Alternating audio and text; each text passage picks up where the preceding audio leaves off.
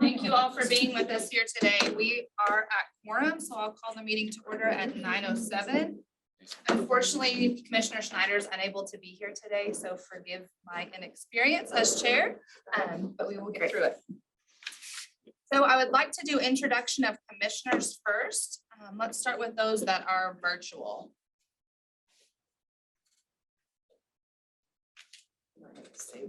Commissioner Wilson. Yeah, good morning. This is Brad Wilson. I'm the representative on the commission from the Oklahoma Bar Association. Commissioner Myers. Good morning. My name is Brenda Myers. I am the commissioner representing the Metropolitan Juvenile Bureaus. Good morning, Judge Warren. Good morning. Can you hear me? I can. Would you like to introduce yourself? Mike Warren. I'm a judge of the district court. I'm representing the Supreme Court and the office JJOAC. Thank you. And then I'd like to introduce Sandra Balzer, our commissioner. For those of you that haven't met her, I'll let her do her introduction next. Oh, I'm not a commissioner. I Sorry. am the Assistant Attorney General assigned to be the commission's legal advisor. I'm Dr. Kurt. I am an assistant professor at Weatherford at Southwestern College of Pharmacy. I represent the commission for the Post Adjudication Review Board. Yeah, we'll go this way. Jason Hicks, I am the District Attorney's Council representative. I'm the District Attorney for the 6th District, which is Caddo, Grady, Stevens, and Jefferson counties. Good morning, I'm Lindsay Laird. I was appointed by Senate Pro Tem Greg Treat as an individual interested in improving child serving systems, not working for this state. I'm employed by OG&E as the manager of community outreach and engagement. I'm Rachel Holt, Executive Director for the Office of Juvenile Affairs. We're going that way. I'm Commissioner Harrington. I represent child placing agencies and residential programs, and I'm the Vice President for Circle of Care, and I'm a licensed clinical social worker. Samantha Galloway, Interim Director at Oklahoma Human Services. Linda Front, Executive Director of Department of Rehab Services. Jackie Aaron, Executive Director for CASA of Western Oklahoma, representing CASA.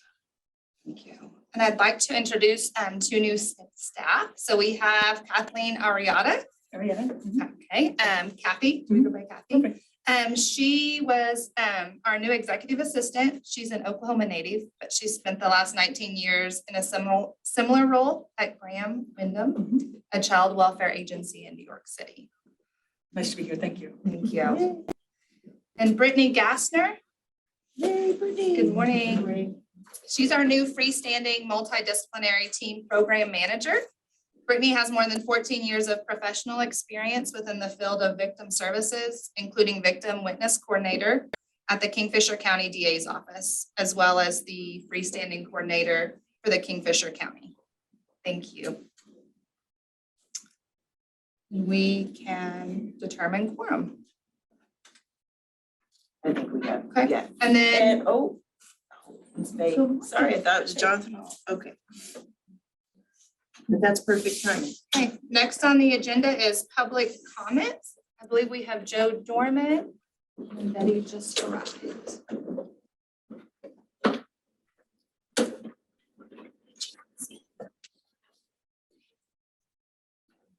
Thank you, commissioners. Just wanted to share that OCCY had a very successful fall forum, and we are releasing our legislative agenda to lawmakers today to encourage them to look at the ideas that were brought forth by the delegates. Several of you were able to attend, or you had delegates from your agencies attend. We appreciate the great conversations that were held and the ideas that were brought forward. So certainly would encourage y'all to look at those. We always take into consideration the legislative agenda put forth by OCCY and try and include it into our own legislative agenda to assist with that at the Capitol. I'm expecting a lot of great things, hopefully resurrecting some bills from last year that didn't make it through and bringing forth some new ideas. So I will make sure we get a copy of that to Annette as soon as we release it this afternoon for her to share with y'all. And if you have any questions, my contact information will be included in the email. And if you'd like to partner up on any of those ideas, or if you see things that might have been omitted, please get with me, and looking forward to 2023. No. Betty? Okay. Excuse me for coming in late.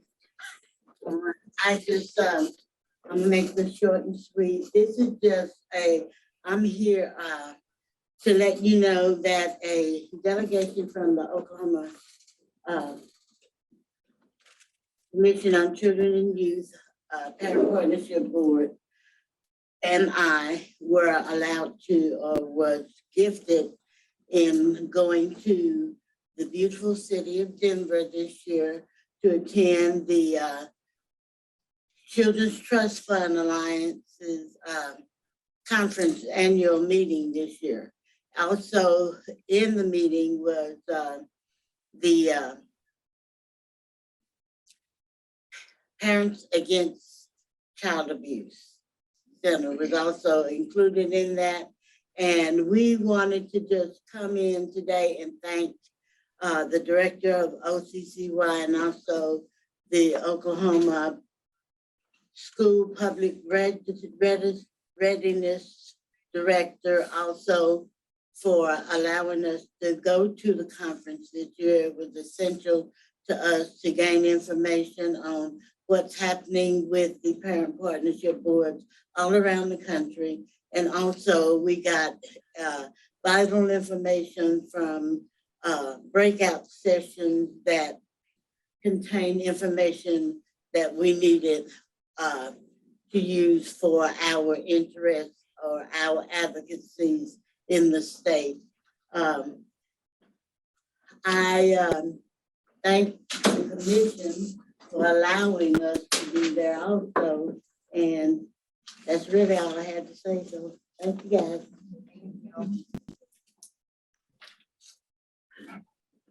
Next on the agenda is the review of minutes from the September 26th meeting. I believe they are on your tablet. We didn't review them prior to the meeting. I reviewed them and I moved to approve. We have a second. Second.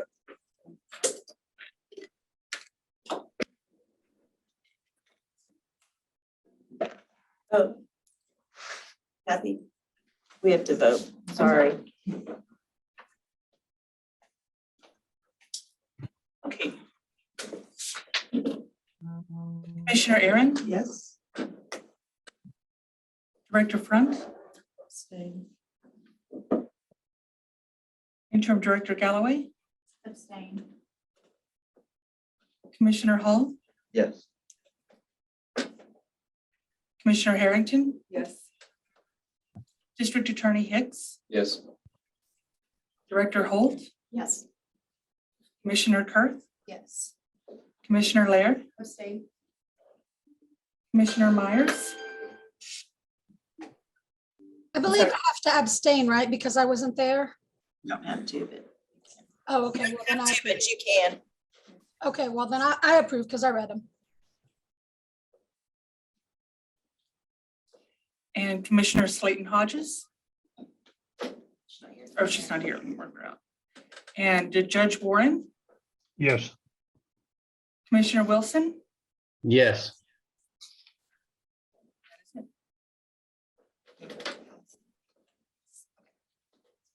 Passes.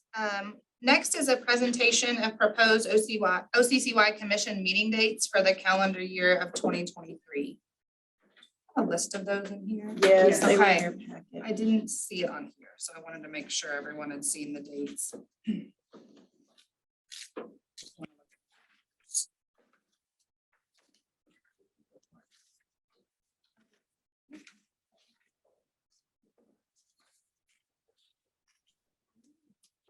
Any discussion?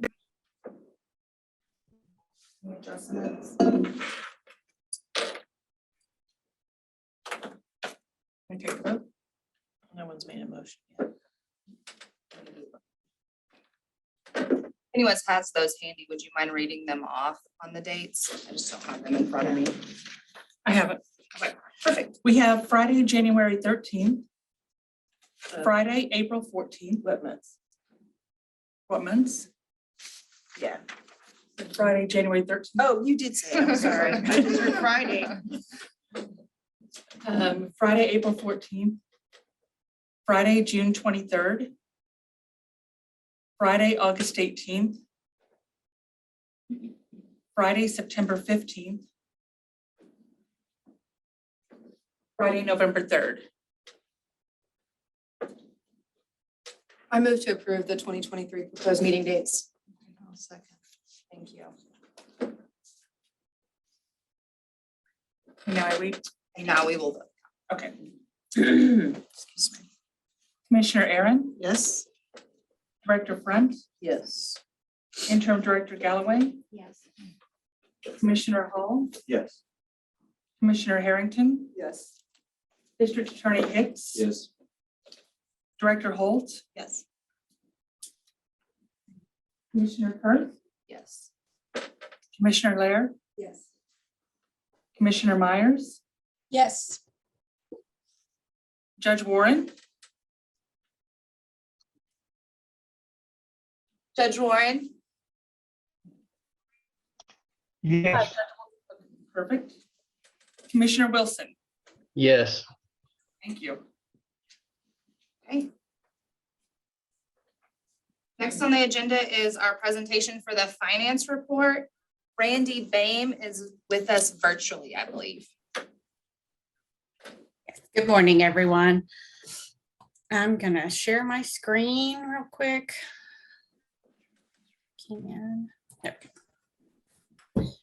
Okay, we're first gonna look at the budget to actuals.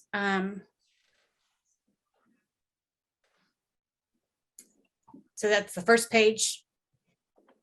And it shows to date, we have a budget of $4,475,769. We've spent and encumbered as of October 31st, $1,689,094.86. So we currently have a variance of $2,786,674.14. So as of October 31st, we're looking good on budget. There are no concerns there. In our account, but allotment budget and available cash report, we had a remaining balance of $233,333.35 in the 191 fund, which has since been expended. We have $415,545.20 in the 192, which is going to be our carryover fund that we're going to carry forward into FY23. We have a balance of $88,209.89 in the 193, and then $343,741.30 in the 200 revolving fund. And then 14 cents in the 210 fund. And then the summary of receipts and disbursements, it's the numbers here are going to match what we had on our ABC report. So we have the $233,333.35, the $415,545.20. Sorry, my mouse is going crazy. $88,209.89, and then the $363,435.88, and then the 14 cents. And then we had a cash balance of $12,424.33 in our clearing account that was transferred. That's everything there. Are there any questions?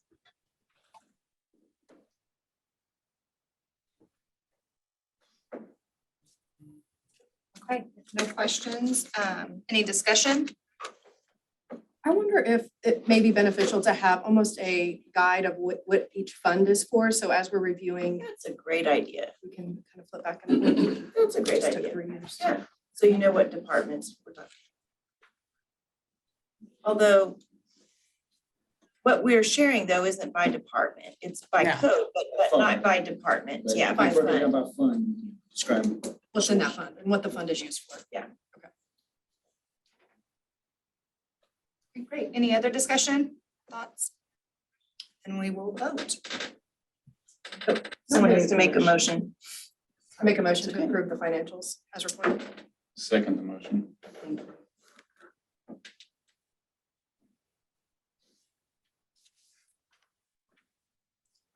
All right, Commissioner Aaron, Yes. Director Front, Yes. Director Galloway, Is this an action? We vote just to approve the report that was submitted. Commissioner Hall, Yes. Commissioner Harrington, Yes. District Attorney Hicks, Yes. Director Holt, Yes. Commissioner Kurth, Yes. Commissioner Laird, Yes. Commissioner Myers, Yes. Judge Warren, Yes. Commissioner Wilson, Yes.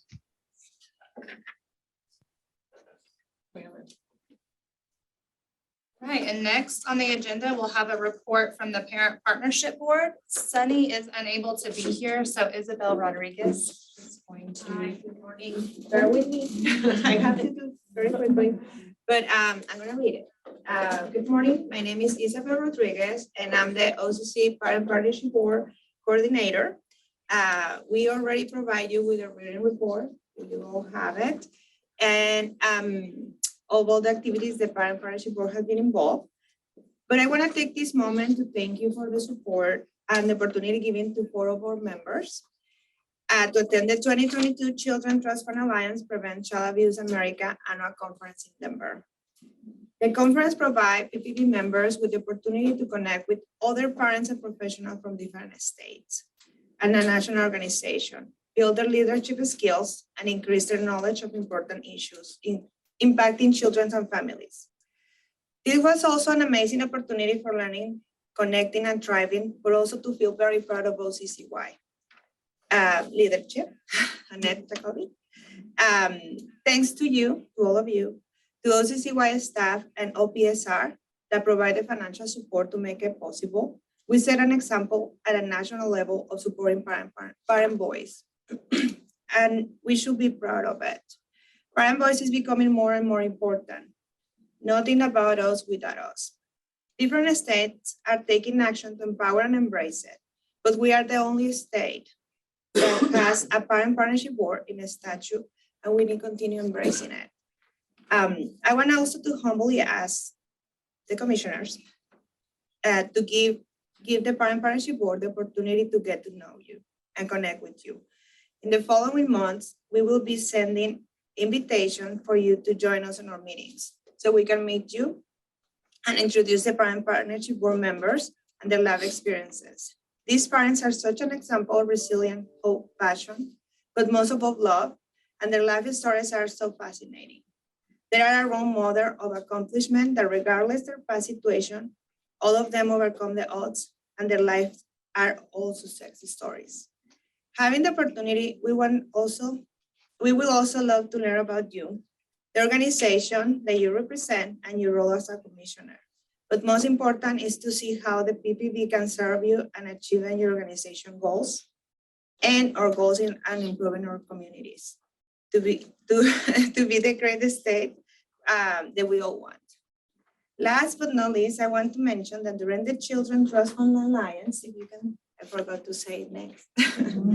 Well, that's the group that we went to Colorado, where Annette Jacobi was honored for her years of service as a treasurer of the Alliance. And also wanted to recognize Commissioner Snyder for taking the time to come with us, being a part of our group and taking interested in coming to the annual meeting as well as connecting with the parents. And then next, just like that's Betty presenting there and sorry, and then Mark presenting us OCCY, our plans and things that we are doing with our parents. So thank you so much for your attention.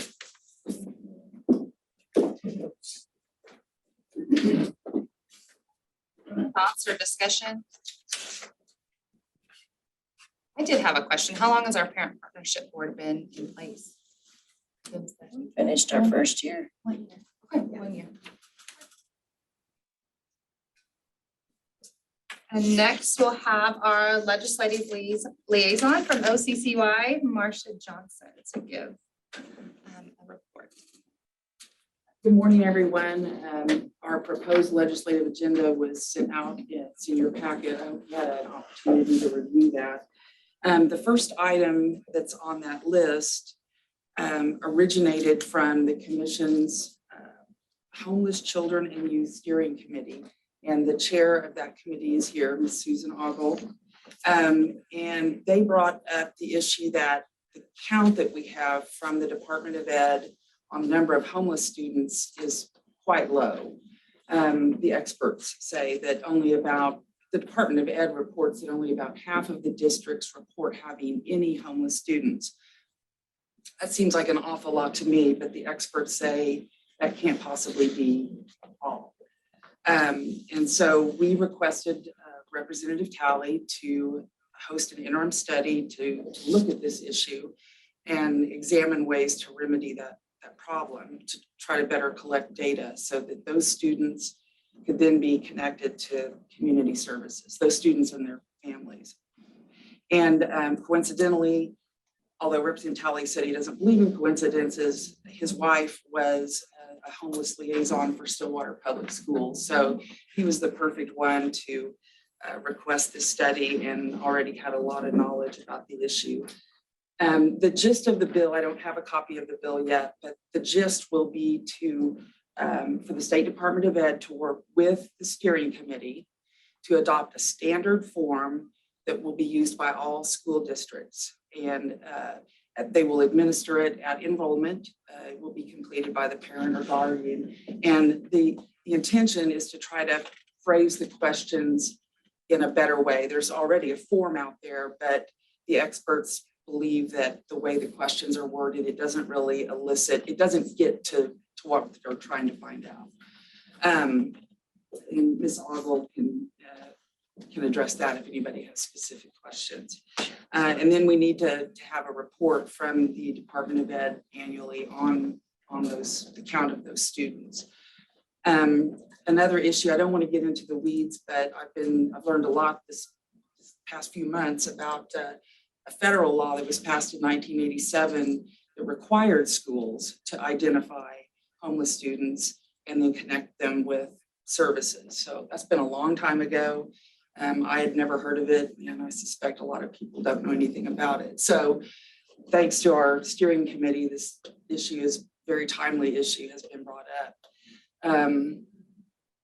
I think I'm just going to open it up to Representative Talley if he'd like to say anything. Again, on the proposed agenda, you'll see there's just a gist because all of this is a work in progress, which we like to say in the legislature. Everything's a work in progress, but these truly are. So, so anyway, I'll just go ahead and let Representative Talley if he would like to say anything. All I would say is that we can't fix a problem we don't know enough about, and we're not getting the information we need. My wife being the homeless liaison in Stillwater for 15 years, I had no idea there were so many homeless kids. And we're not talking about just a kid sleeping on the street. We're talking about kids that sleep behind a couch with a pillow, and that's it. They have no opportunities to learn. They may be missing food. And so all those things are represented in calling them homeless. And so we need this form to really get down to the brass taxes of how can we fix this problem? And so I would appreciate it if you would get behind this. And any questions that I could answer. Anybody has any? I do have a question, Representative Talley. Yes, ma'am. As far as funding goes, are we losing funds because we're not identifying those? Yes, ma'am. We're using tons of funds that especially could help the rural schools. I think Oklahoma City and Tulsa and some of the bigger school districts do a great job on this. But a lot of the small schools, I don't know if they're embarrassed to say they have some homeless kids or struggling kids, but yes, we're losing a lot of money. In my experience, the parents that they're embarrassed. They're not going to check the homeless box, but they'll live with friends and they'll change every month. And so that bus route has to change the location of where that kid is located. You're exactly And right. so that is an identification of homeless, but the parent's never going to check that box. And that's why the questions, how you ask a question. Are you homeless? Well, no, I sleep on this couch today. You know, but it's a different couch tomorrow or something. So, or sleep in the car.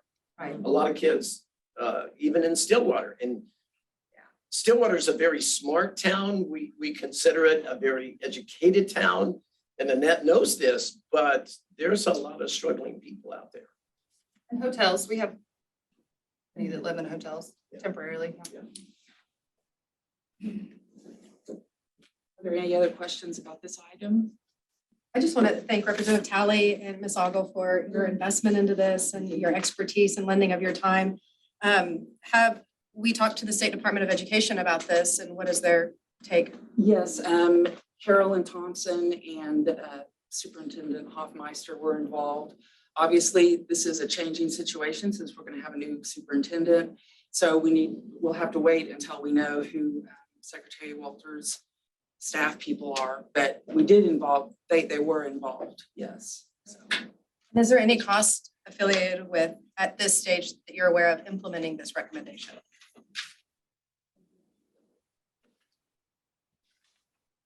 Annette, are we taking each one at a time? So we'll individually vote to support this as a commission. That's what we're voting on for this. Okay. We need a motion. We do. So do we have a motion for the commission to support homeless students? We don't I have. don't think we have a first. I motion that we accept as part of the OCCY legislative agenda, the gist, you'll have to give the words to it, of improving the way that we identify and count and report homeless youth in our public school system. I second.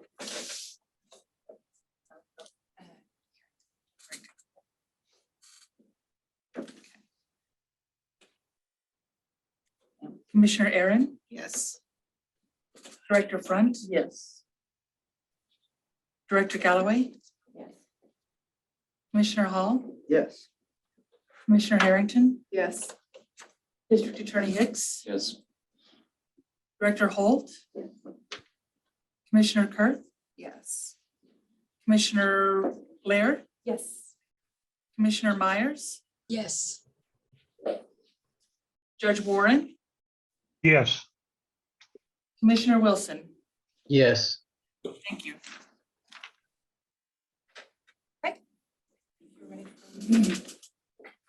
Thank you so much for being here. Thank you, Representative Representative Talley and Susan. The second item on the agenda is also the result of an interim study that was initiated by OCCY.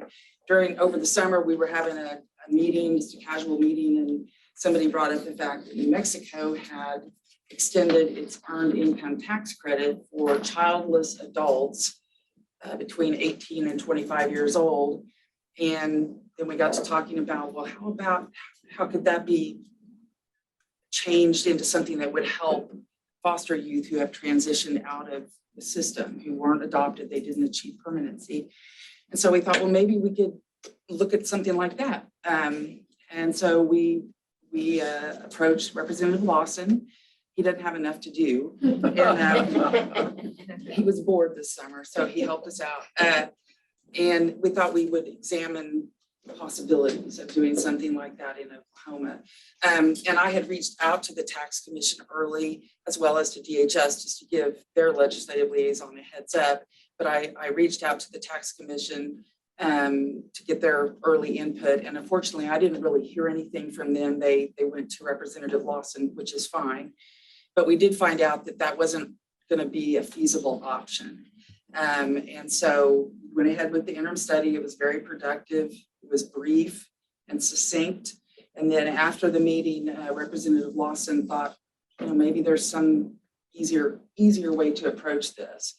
And it might be a stipend that would be administered through DHS. And obviously that would require money. And I think that Representative Lawson is definitely aware of that. And so then we've had a few discussions with DHS and basically the work group is continuing to work on this idea and what would it look like.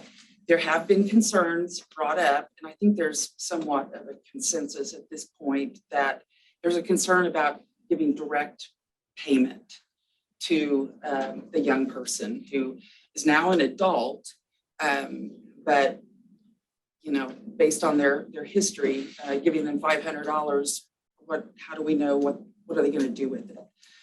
And so we're focusing now on looking at some type of indirect support. Our legislative committee, we met a couple weeks ago to discuss these issues, and Commissioner Galloway brought up the idea of, well, you know, transportation support or rental assistance. And so all of those things are in the mix. And again, it's a work in progress. I just have a gist, but I think we are, I don't want to speak out of turn because I'm not on the committee, but the staff, they're here and they've been working with the working group on this. And I think it's pretty safe to say we're not looking at a direct payment at this point. So, but what it would look like, we don't know yet.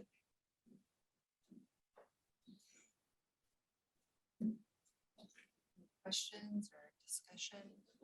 So of course, you know, at the department, we operate the Successful Adulthood Program. Two of the foundational issues that youth struggle with in transitioning into adulthood are always going to be transportation and housing. So we are very supportive. We've had conversation. We're very supportive of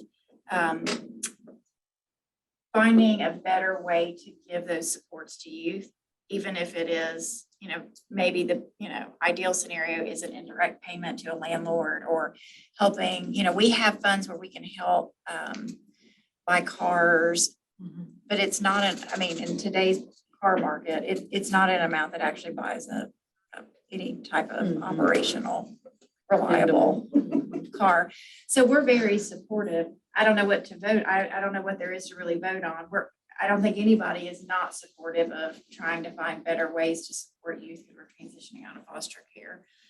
But the department will do whatever to stand up any administrative function that needs to be stood up to implement anything that would come from the legislature this year.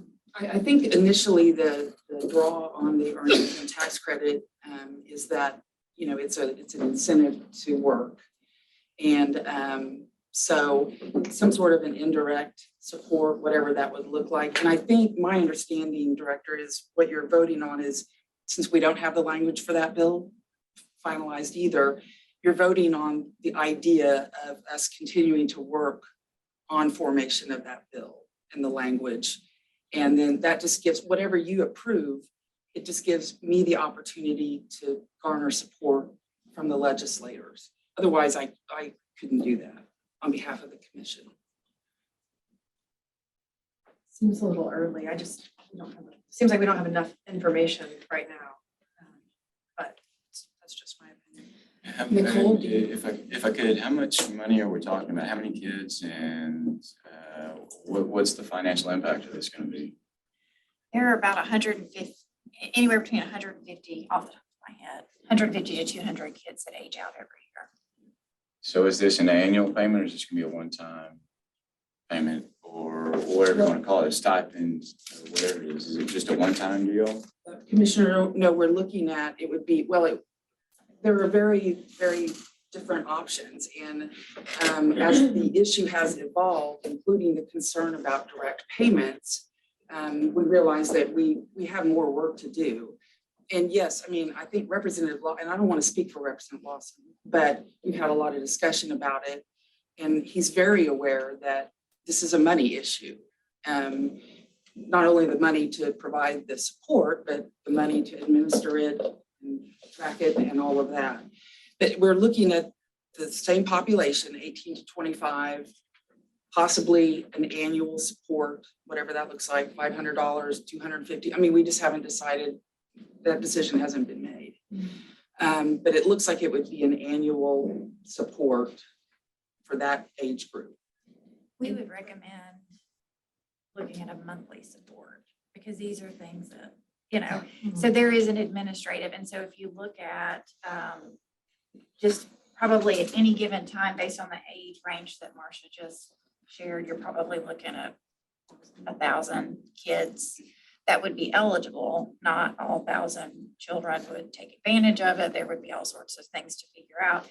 But the conversation we had as the legislative committee, I think Director Holt was also participating, was really to look at a monthly intervention through like rental assistance, you know, one-time purchase of a car or something of that nature, having a fund available to make repairs on cars and things of that nature. That really is how you move the needle for youth who are transitioning. An annual payment for most kids, regardless of their background, don't have the ability to manage money at 18. And so And we would, I would love to have your support in identifying somebody from the department that can work with us, because Jennifer Boyer, who's in charge of successful adulthood, yeah, absolutely would be the person. all right, So very good. we are supportive. We will provide administrative support to whatever the legislature wanted, you know, to pass.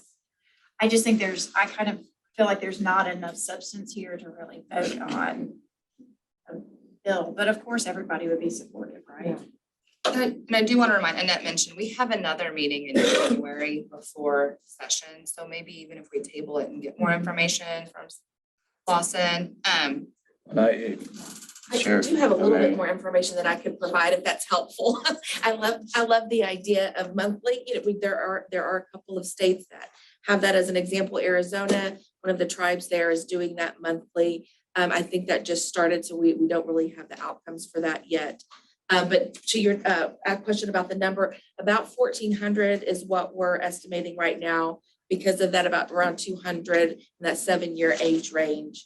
And so where we're at now, and I'm glad to hear that OCCY thinks that they would be able to have the capacity or expanded the capacity to do that. We have to build the capacity. Okay, yeah. Build 1,400 kids. Exactly. So that's what the conversation has been now, because they're the only organization that has the statewide impact that we're looking that can distribute these payments directly to the landlord or the bank where the car loan is. And so we can get that number pretty easily about what the fiscal impact is, because ideally we would like something that is effective but easier to implement, and would not be as huge of a fiscal impact, which was one of the reasons why we kind of pivoted from earned income tax credit to the stipend. So we do have a pretty good working plan in play. Of course, if that changes to do monthly, you know, then we'll have to consider that impact as well. But right now, if the idea that is on the table, which is expanding annually for that 7-year age range, then we're looking at maybe additional 5 staff to OCCY. The fiscal impact, they also have modules already available that would help with financial literacy, so that the former foster youth would take that as well. So that cost, then they outsource the payment piece. So that cost as well. So we have all the pieces to figure out what that fiscal impact would look like, but also trying to make this as easy to implement and have that as less fiscal impact as possible. So happy to, I just kind of rambled that out there, but happy to answer any other questions.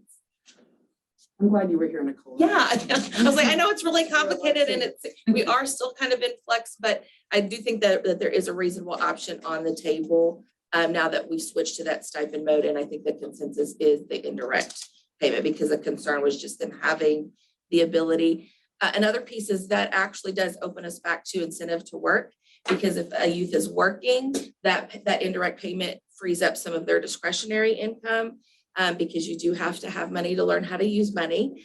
But if they're not working, it goes to resources that make them employable. Because my understanding is every resource that OCCY gives is the building blocks of employment.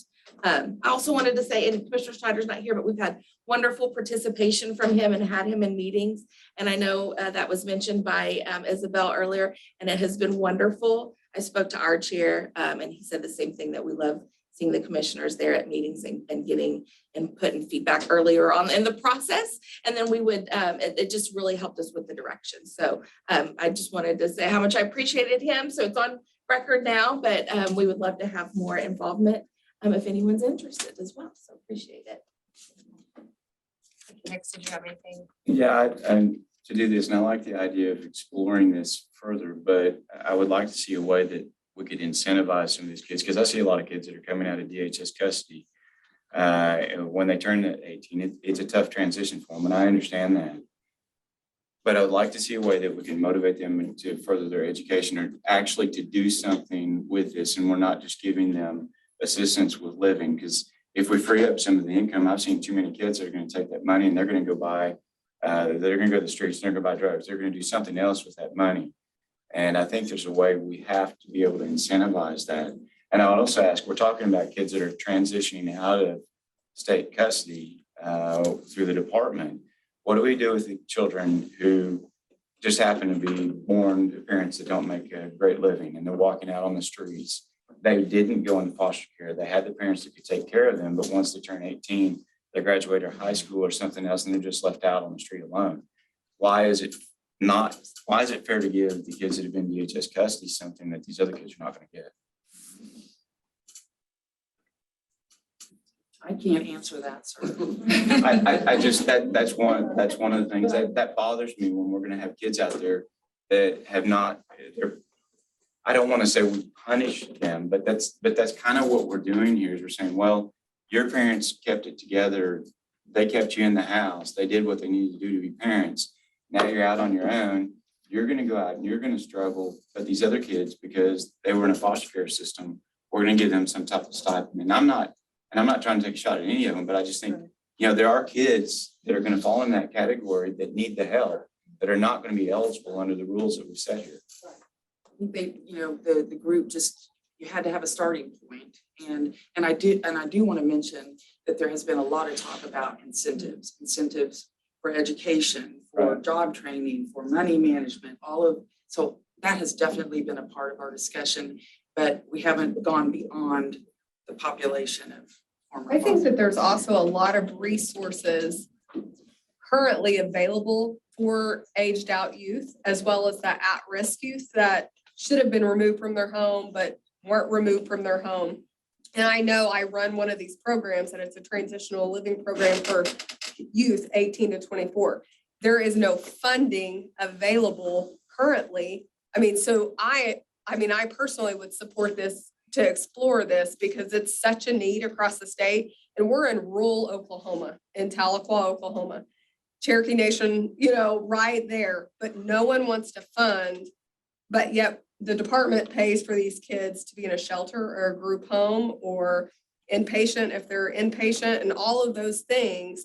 And then they can sign themselves back into care and you still get a payment for that, but then yet they won't pay for a contract for the people that are the experts to provide the case management, to provide the financial literacy, to help with education, all of those things. And I don't know how we fix that, because there are resources available currently. I know Pivot just got a huge grant, or contract to pay for the tiny homes. So there's stuff available somewhere. It's just, how do we get it spread out to all, not just in the metro areas? So. I wanted to add one quick comment too. So my background on the commission is to represent business and industry. So I have kind of a different perspective sometimes, because I know a lot of you obviously work day to day with these issues, but in my day job, I'm a financial advisor. I actually work with financial literacy with kids, and I've done research in that area. And so I love the idea of the direct payment because, kids' brains, the research shows with money in particular, it's not just, even a kid who has everything going for them, and they've had all the breaks in life, they may not be able to handle that monthly stipend. But the problem, and I'm certainly open to exploring this and learning more, one problem I see, as I think happens a lot of times with government funds, is, okay, this fund is restricted for this thing, or it's a direct payment.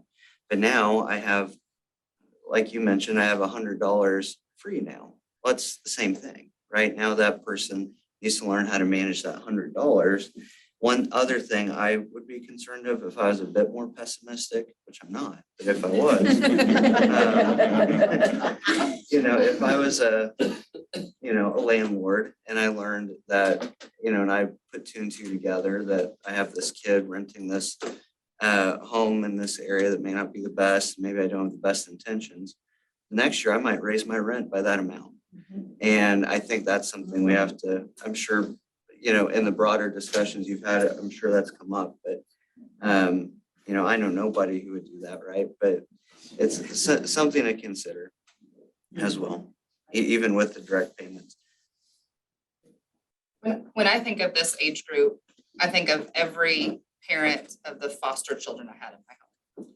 So that 18 to 25 was having children that were put in foster care. But when I had those relationships with parents, they weren't also in foster care. They were in their home of origin, but that home had no support and they had nowhere for those children to go when they were removed. And so I think generationally, we look at that population and they're having more children that either enter the system or are at risk.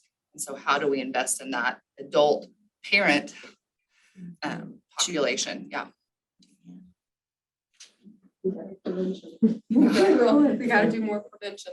So it sounds like we're all in support of exploring further, but not necessarily signing off on anything that hasn't been written formally yet. So do we need a motion to explore it further, or can we just note that in the minutes and move on?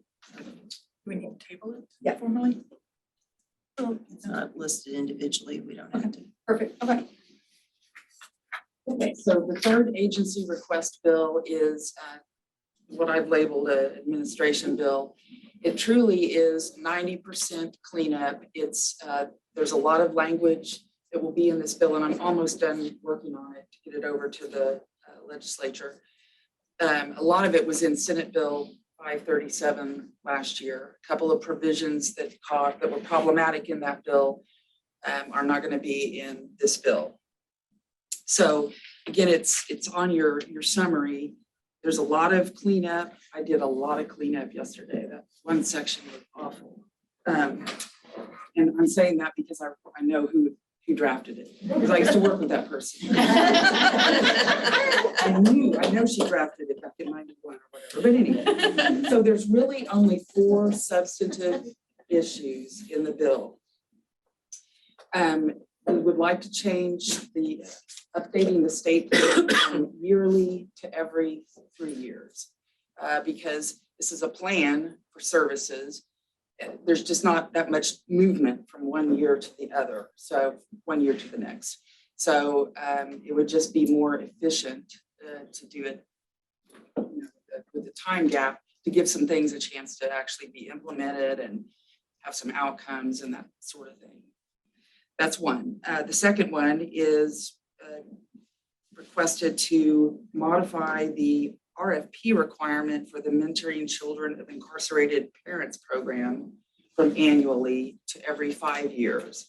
And this was something that Commissioner Galloway, when we talked about this in our legislative committee, that I'm glad she was there because she suggested that. Danielle Dill, who is the program manager for planning and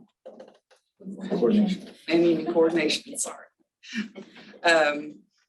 was explaining the onerous, working through OMS and having to do this every year. And by the time it gets done, it's time to do it again. So Commissioner Galloway, I don't mean to keep throwing you under the bus, but it was a great suggestion. And so that's one of the things that we're going to include in the bill, which is this substantive change.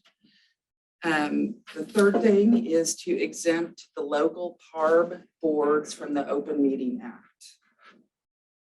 Why they were ever subjected to that, it's spelled out in statute, I do not know. I guess probably because when they were created, they didn't know exactly how they would function. But I actually served on a Oklahoma County PARB board for a while. Literally, you go to the meeting, you determine the chair determines there's a quorum, go into executive session, you review the cases, everything is done in executive session. You come out, you adjourn. there's absolutely nothing, there's just nothing for anybody to see unless you're serving on that committee. So it seems like just a black and white issue, although these types of things can be, members can look at and think, what are you trying to pull over, pull the wool over somebody's eyes. But this was just one of those things that they should never have been even subjected to that requirement. And the final thing is a request to extend the terms of local PARB board members from 3 to 5 years, so that you have more consistency, get experienced members. And we're asking a lot of everybody in this room, you volunteer your time and you do one thing and then, somebody wants you to do something else. So we'd like to try to recruit those members and be able to keep them a little longer before I have to talk them into signing that. Well, may I ask a question on the moving the PAR board out of being a public meeting? Is there ever a component where the public does come and ask to present a comment or question? I mean, if there's no, I just want to make sure there's no opportunity where members of the public come and speak. Okay. It's literally determine quorum, go into executive session, do your work, come back out and adjourn. Because the content's highly confidential nature of the, Yes. yeah. Because it's all child welfare case files. I would make a suggestion to talk to Mark Thomas yes. Yes. He is the person who will care about this more than probably any member of the legislature. And if he has concern about it, that's where, yes. Yes, I know who he is. Okay, that's a great suggestion. And there's an opportunity for those that are concerned with PARB to come to the state PARB meeting, which is open, and there's discussion and things like that. So that's where I see there's still that opportunity at the state level to do that. The local PARBs, they don't take any action. They just, make recommendations or discuss the case and make recommendations. So they're not voting on spending money. They're not changing policy or anything like that. So by not having open meetings act apply to these local PARBs, then they wouldn't have that stringent quorum requirement. And so it'd be easier to meet even without a quorum, because I know that's been since the pandemic a real challenge to me. The quorum and the virtual piece and the posting. I feel like for volunteers to keep up with all of that is cumbersome. And it doesn't serve any purpose. So those are the 4 substantive things. The bullet list that was on your sheet is basically the rest of the bill. So, and like I said, I'm almost done working on it. So, any questions? I just have one. I know at one point we talked about changing the name of PARB. I'm guessing we threw that out at some point. Okay. Which is fine. No one knows what that is, but we had discussions of what that name could look like. Other states have it as Foster Care Review Board, et cetera. So, I mean, I don't know, is that something you want to? I'm gonna bring it to the PARB board again and see if that's of importance. If we're drafting it anyways, and there's 2 other pieces that involve PARB, it might be an opportunity. Mark, yes. This was part of our bill about 2 or 3 years ago. And when we approached the legislature about it, the feedback from them was that it was unnecessary. And the author chose not to pursue that at that point. But obviously it could be reapproached again. I mean, I think it's a good idea because it more accurately describes what they do. And a lot of people don't know what post adjudication means. They have no clue. Oh, I'm sorry. No, go ahead. Was there going to be I was gonna ask for a motion to support the OCCY administration bill. So moved. So you have to find all the words. She gave me the motion. Yeah. Any further discussion? All right. Is that all that we have, Marcia, or do we have a few more? Yeah, there's a couple of items listed under commission supported legislative. That's We my need to vote fault. on this part, okay. Your fill-in chair doesn't know what she's doing. We're going to vote. So Commissioner Aaron, Yes. Director Front, Yes. Director Galloway, Yes. Commissioner Hall, Yes. Commissioner Harrington, Yes. District Attorney Hicks, Yes. Director Holt, Yes. Commissioner Kurth, Yes. Commissioner Laird, Yes. Commissioner Myers. Commissioner Myers? She may have left. She's trying. Her volume may not work. Just give a thumb. No, yes, sorry. Didn't get it to work for the life of me. Judge Warren, Yes. Commissioner Wilson. Yes. Thank you. Like Judge Warren's yes card. That's handy. Yeah, so the final two items listed, again, these are not agency request bills, and they're both items that have been considered in previous sessions. And there was a lot of work during the interim on this, the idea of establishing a system of high quality legal representation for parents and children. Several interim studies were held where that issue was discussed, and then there was an interim study on the Senate side that focused exclusively on that issue. So my understanding is we're presenting that idea to you in the same manner as the agency request bills. If you vote to support it, then I can, I don't like using the word, but lobby for the bill. I mean, try to educate members and get support for it. Questions, thoughts, discussion? So initially it was presented as for parents and now it's parents and children. It did in fact start as high quality parent representation, but equally important to that is high quality children representation. So there's a significant physical impact, I think, to set this in motion.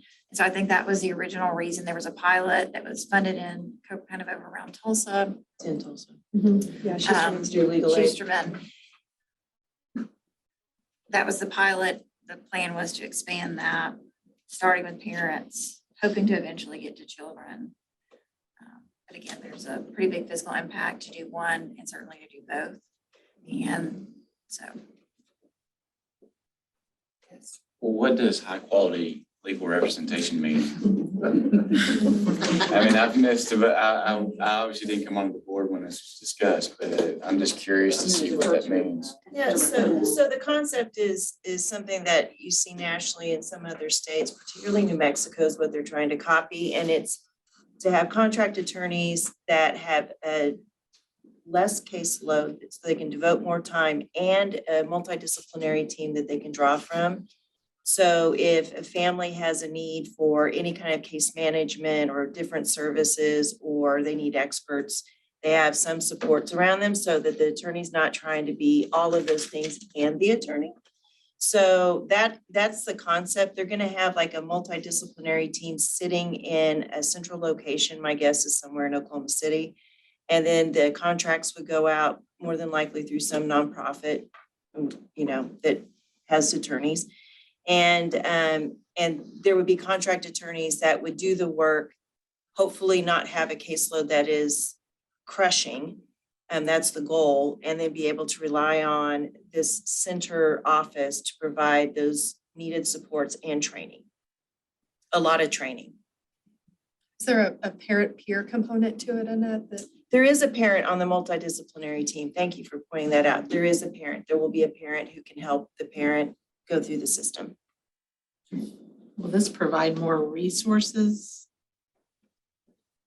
No, it's simply to kick out to what exists now. There's no money in it to like expand resources. Because that's kind of where we struggle. I think that'd be true for a lot. So is it like Lasso in Tulsa? It is exactly what it is. That's It's the pilot, expanding that's the that, pilot, yeah. expanding that to the entire state plus picking up children. We'll have oversight. Great question. So the original, and I don't know how this looks now, the original draft of the bill, Judge Francine had created in the language, an oversight board. So it would be an independent board that would run it. And she's very adamant about that. But we have seen in the past few legislatures that boards, commissions, advisory groups and such are not always in favor. So I'm not sure if that has been left in the bill or not. But they do know that it needs to have some kind of accountability system built into it.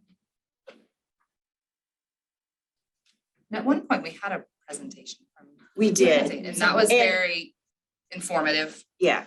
One of the things they're seeing in the Tulsa pilot, and Jennifer, if you know anything about this, correct me if I'm wrong. I think that what they're seeing is that kids are not in out-of-home placement as long, or if they need to be removed from their family and adopted out, that process is sped up as well. So the whole idea is to truly bring some kind of closure, some kind of sustainable situation for that family as quickly as possible, which I think is what everybody wants. It's just, is this the way to go about it? And that they're seeing good results in Tulsa. Thank you.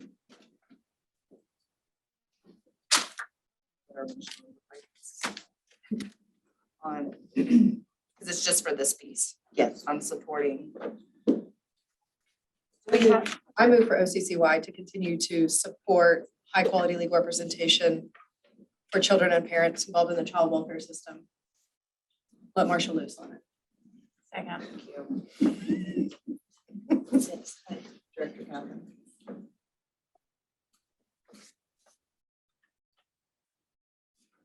Any discussion, and then we'll vote if not. Okay. Okay. Commissioner Aaron, Yes. Director Front, Yes. Director Galloway, Yes. Commissioner Hall, Yes. Commissioner Harrington, Yes. District Attorney Hicks, Yes. Director Holt, Commissioner Kurth, Yes. Commissioner Laird, Yes. Commissioner Myers, Yes. Judge Warren, Yes. Commissioner Wilson. Yes. Thank you. Okay, so the last item is the restoring the requirement that used to be in statute, but I don't know all the details, but somehow inadvertently got stricken when they made some changes. And so it would restore the requirement that children between the ages of 8 and 17 have to wear a seatbelt when they're riding in the back seat of a vehicle. AAA had indicated that they were going to try to run this bill again. The last time I talked to them, they were searching for an author. And the last time I talked to them, they hadn't found one. So I'm not really sure if this is there's even gonna be a bill this year. So they hadn't identified an author yet. They had the bill last year. Representative Ford, who's a former Tulsa police officer, carried the bill and it got hung up in the system. So I suspect they're having trouble finding somebody that will carry it. So I don't know if we need to just. Or Is that? This is incorrect. That's incorrect. Okay, so it's to restore the requirement for children the ages of 8 to 17. Yes, I apologize. Yeah. Right in the back.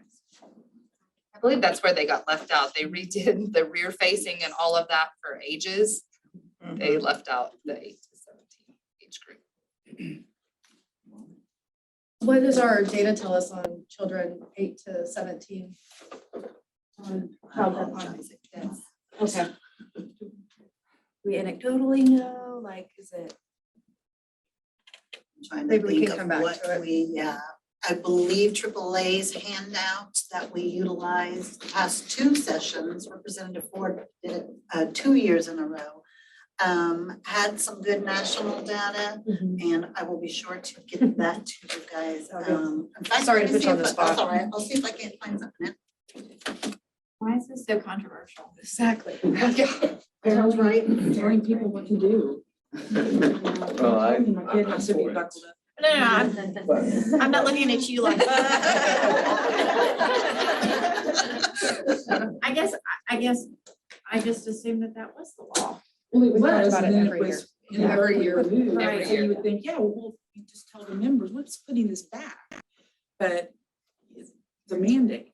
I was gonna say, I think this is a no-brainer. I make a motion that we support legislation to require children aged 8 to 17 wear seatbelt when they're in the back of the vehicle. Do we have a second? Second. Any further discussion? Okay. I think I heard Representative Talley say you would request a bill for us. All right, Commissioner Aaron, Yes.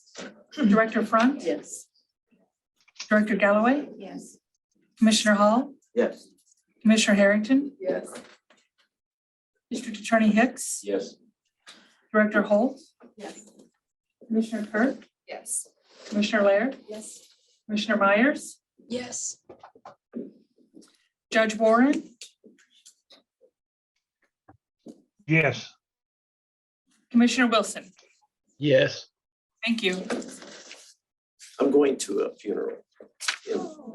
Our girls' basketball coach has been fighting breast cancer for 4 years and passed away. Great lady. So appreciate all your work, you guys. Thank you. Please don't hesitate to reach out. Thank you.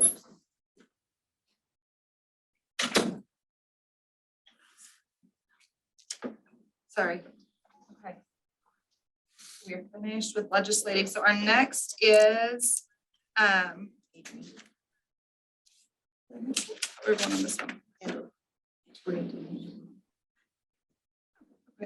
Oh, I did miss it. I apologize. So our next, we're gonna do handle with care. We have Adrian Elder that's with us virtually. Hello, Adrian, can you hear us? Yes, good morning. Morning. Thank you for having us. Are you able to see my screen? Yes. Yes. Okay, great. I am very honored to speak with you today about Handle with Care Oklahoma. It is about creating connections to support Oklahoma's youth right after a traumatic event so that we can protect, heal, and help them thrive. And my background is working on interagency special projects with a focus on population public health. In this role with Handle with Care, I am working with Public Health Institute of Oklahoma. They have a planning grant, a health disparities planning grant from the Oklahoma State Department of Health. We started in August and it will last until May. We were also going to have Amber Adams join us today. She is a parent advocate. She presented at the Capitol with us at the Handle with Care study with Representative AJ Pittman. She is working directly with families. She just sent me a text that she has a family in crisis, and obviously that's the most important. But she was going to share her perspective on why Handle with Care is important to families. We also have Major Sergeant Michael Allman from the Oakland City Police Department, who will also share his perspectives on why Handle with Care is important for statewide expansion. So I'll go over a few details and then hand it over to Major Sergeant Allman. This is just a quick list of all of the individuals and agencies that have been working on this effort since 2018. There has been a lot of support across partners, rural partners, urban partners, state agencies, nonprofit. And so we have really done a lot of due diligence to a lot of kind of grassroots efforts over the years to really see what the best next steps for Oklahoma. So basically what Handle with Care is, and this was hopefully in your packet. So this is there'll be some Handle with Care legislation that we hope the OCCY can support.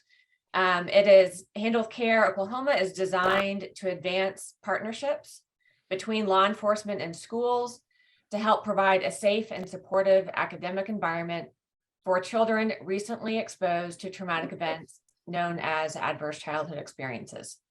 ACEs are broad and sweeping events that may include experiencing violence, abuse, or neglect, or witnessing violence in the home. Without buffering supports, unaddressed ACEs can lead to a negative life trajectory. So whether that's chronic tardiness or absenteeism, suspension, expulsion, or involvement with the juvenile justice system. So it's a very simple and actually it's a great way for law enforcement, schools, mental health providers, social services at the local level to really work better together. And that's really what this is all about. So it's very simple. The goal, like I said earlier, provide the schools with a notice that children experiencing ACEs so the school can handle them with care. They mitigate the negative impact of trauma. And this simple notification via an email can help ensure a child's well-being and academic success. The process is that a first responder encounters an incident where a traumatic event where a child is present. The officer completes that simple Handle with Care notice, sends it to the school, and advises educators in general terms, obviously no details, that the child has experienced an ACE event. There are protections in place, so it is legally compliant. The Handle with Care notice only reports the child's name, age, grade, and where they attend school, and the date and time of the incident. Shares no details of what happened. The teachers do not discuss the traumatic event with a child, but they are encouraged to take steps to support that child. It's simple things like reteaching the lesson, providing extra help. If they notice the kid is needing, if they're not regulated, they're hungry, sleepy, they're acting out, they send them to the school counselor, to the nurse's office. They get those basic needs met, and they can return to the classroom as soon as those basic needs are met. If they need additional help, that referral to other services can be provided. So this documentation, it was actually modeled after New Jersey. There was the Attorney General's office of New Jersey made a directive and required this partnership between law enforcement and schools. And so this is something that has been used nationally. And of course, it started in West Virginia in 2013 and is in majority of states nationwide. Also wanted to point out that we have, again, been working with multiple leaders within agencies to do this work. So the costs of implementation are going to be low. Again, this is really about increasing that cross-sector coordination. We do have monthly planning calls the first Wednesday of the month so that we can continue to work better together. Exciting that we, even though Handle with Care Oklahoma isn't necessarily hasn't expanded statewide, because of our efforts, because of what we have done so far, we have been recognized as a top 5 state across the nation. And so you can see where the other states like Nevada, Kentucky, West Virginia, New Jersey, Delaware have those statewide implementations and supports. And then, of course, all of those cities with either yellow, blue, or purple stars are in a continuum of development. As far as from a policy perspective, again, we've been working with over 35 counties over the past 4 years. We've had now 2 studies at the Capitol. The last one was just in October. It has bipartisan support. We have been working with Representative AJ Pittman We also had a Representative Talley that was in attendance, so we appreciate that we have Republicans and Democrats at the table. We are submitting, Representative AJ Pittman is working with a bipartisan group to submit that topic for December 9th deadline, and then working on specifics of that legislation for that January 18th deadline. As far as from the OCCY and what the commissioners could do to kind of help support this effort, very first thing, we'd love for you all to consider adding it to your legislative agenda. The second is we would appreciate each commissioner designating current staff that already work on school-based initiatives to attend our Handle with Care planning meetings. We don't want to reinvent the wheel. We are just really wanting to increase that coordination. As we look at working better together, we have identified some funding gaps. So I think there's an opportunity for current and future grants to incorporate Handle with Care participation. And so I think that's an opportunity. And then the last is just, you know, as you're talking with your leadership teams and with your staff, advancing partnerships with community coalitions, first responders, schools, to make that notification protocol to schools when a child or teen is at a traumatic scene to be kind of just standard practice. And that's best practice should happen. I think to the presentation earlier regarding homelessness notification, that would be one of the things that could help. If there's an at-risk for homelessness, that would be included in the Handle with Care notification from law enforcement to the school. So that was just a quick side note. But I would like to now turn it over to Major Sergeant Alleman, so he can share his perspective from the law enforcement. Hi, I'm Master Sergeant Michael Alleman with Oklahoma City Police Department's Youth Enrichment Services.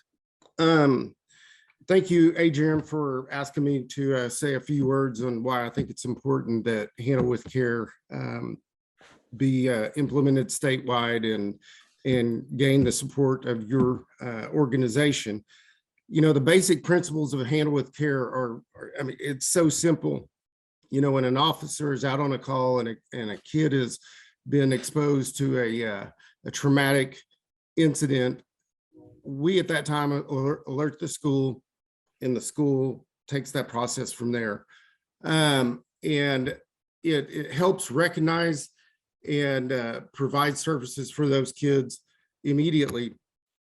But what makes us different with Oklahoma City Police Department is we take it one step further. And the whole time when you all were going through your bill funding, all phases of it, whether it was homelessness and providing legal services,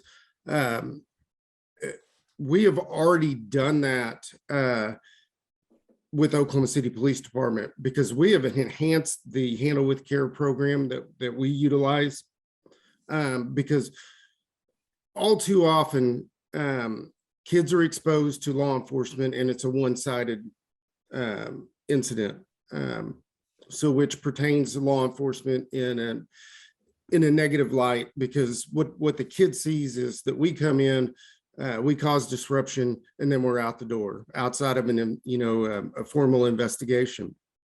We have a unit. Our unit is comprised of 6 officers, and we examine the Handle with Care reports that come out every day, and we respond when necessary on the backside and provide services for kids that might have been placed with grandma or cousin or nephew, or their house burnt down, or whatever the circumstances may be. And we coordinate with local nonprofits and help get them services immediately. The partners that we have established within the Oklahoma City metro area, there's no red tape.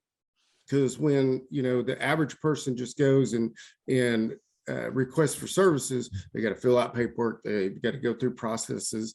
We've totally eliminated that on the backside. along with the Handle with Care, our partnership with OCCY is very unique. We probably have the program that we have designed through the Handle with Care system. I don't think there's anybody in the nation doing what we're doing, because we communicate with OCCY every day. They have established what's called an internal Handle with Care. So if a teacher recognizes that a kid is homeless or he doesn't have a pair of shoes or whatever, they create an internal Handle with Care. And it's sent out to us. And then we partner with those community agencies and provide services at that time.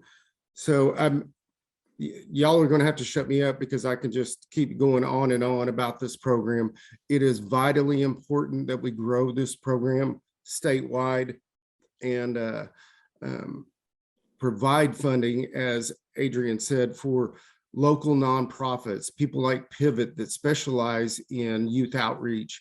That we just got 2 kids, middle schoolers, last week into a shelter, their shelter there, that were homeless. They specialize in homeless kids. They have tiny homes for kids, you know, that are 18 through 25 that want to succeed, that have jobs, want to continue their education. We can't have enough of those throughout the you know, the whole state, having partners like that.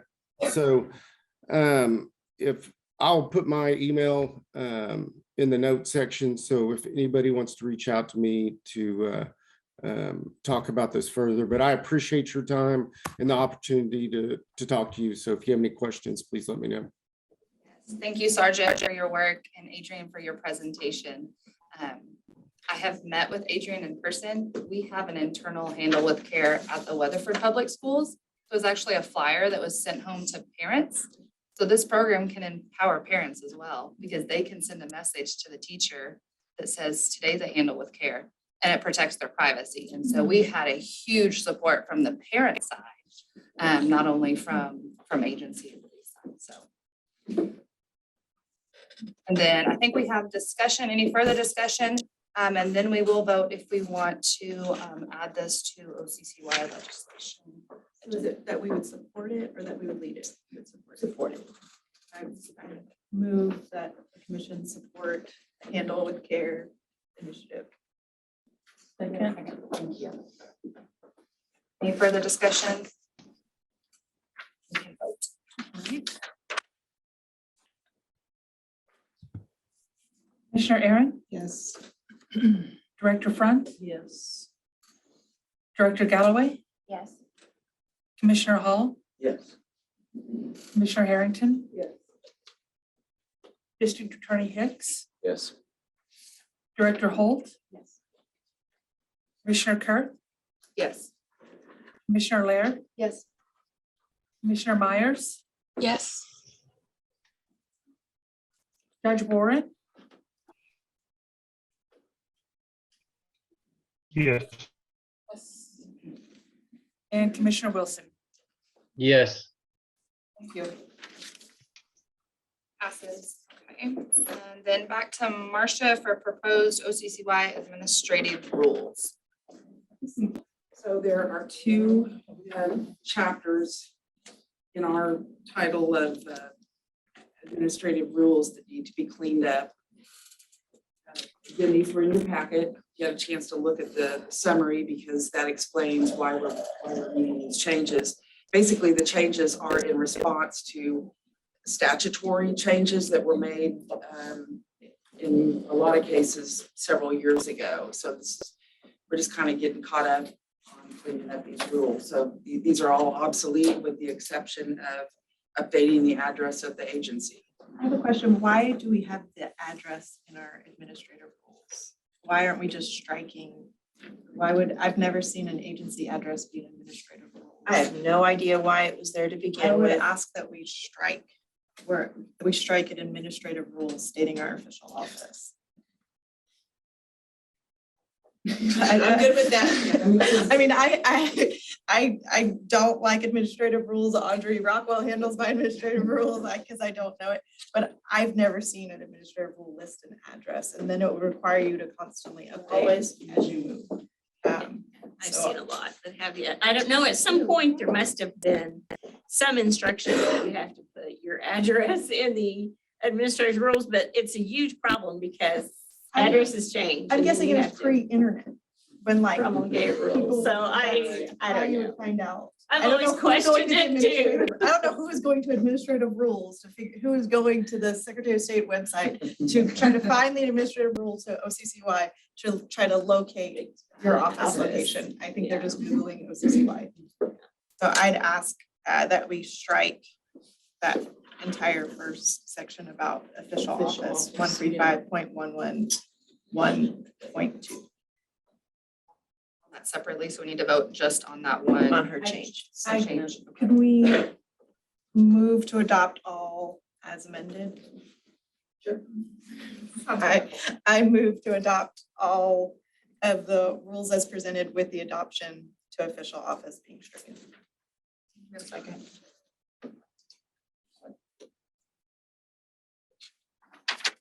Further discussion? Okay, then we'll vote. Commissioner Aaron, Yes. Director Front, Yes. Director Galloway. Okay. Commissioner Hall, Yes. Commissioner Harrington, Yes. District Attorney Hicks, Yes. Director Holt, Yes. Commissioner Kurth, Yes. Commissioner Laird, Yes. Commissioner Myers, Yes. Judge Warren, Yes. Commissioner Wilson. Yes. Next, we have Erica Buford to give our state auditor and inspectors audit report.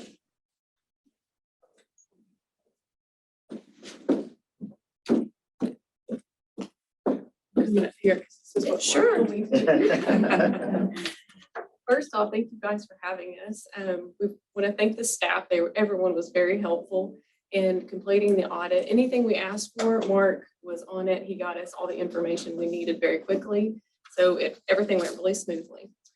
So we're going to go through the audit report real quickly. I will not read everything because it's a little bit lengthy, but we have the letter from Cindy just stating the agency name and the audit period, which is January 1, 2018 through June 30th, 2022. And then the next page, page 1, is the background section. And this just lists some information about the agency and then the commissioners. And this is the commissioner names from August of 2022. So if those have changed, that those will not be reflected as of today. And then on page 2 is the financial information for the agency, which is just the sources and uses of funds for 21 and 22. And then on page 3 this is just our authorizing statute for how we conduct the audit. And then below that is the procedures that we performed in planning and conducting the audit. And these are just some procedures that we go through to analyze the different risk and things that we identify as things that we need to look at a little bit further and to develop our objectives. And so after we perform these procedures, we narrowed it down to 2 objectives, which was over expenditures and inventory.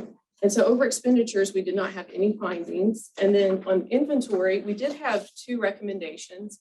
And those recommendations are just for someone that's separate from maintaining inventory records, review the inventory counts. And we mentioned maybe the director could do something like that.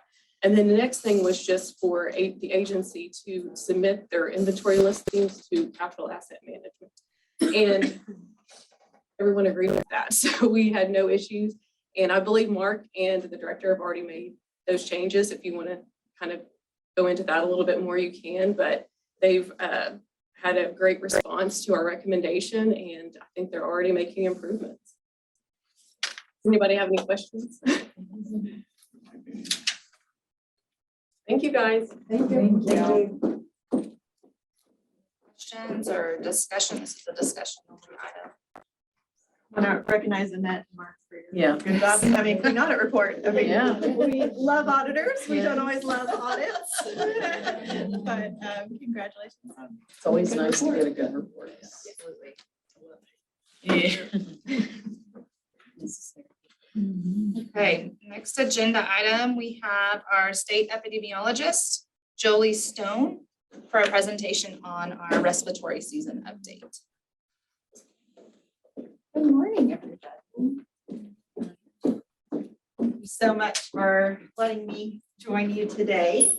Just wanted to kind of give you an update about where we are with everything in the media. So RSV, influenza, all those respiratory viruses that you've been hearing about, and kind of talk about the why we might be seeing some of these that we haven't seen in the last few years, or at least the severity. So next slide, please. So a little bit about RSV. I don't know how familiar you are. Some of you may be experts and others this may be a new term for you. It's also called respiratory syncytial virus, and it's usually causes mild cold-like symptoms in most individuals. So adults like you and I, we may not have any symptoms, or we may just feel like we have a cold or feel kind of run down for a few days. However, in older individuals and young children is where we typically see the severe disease and the hospitalizations.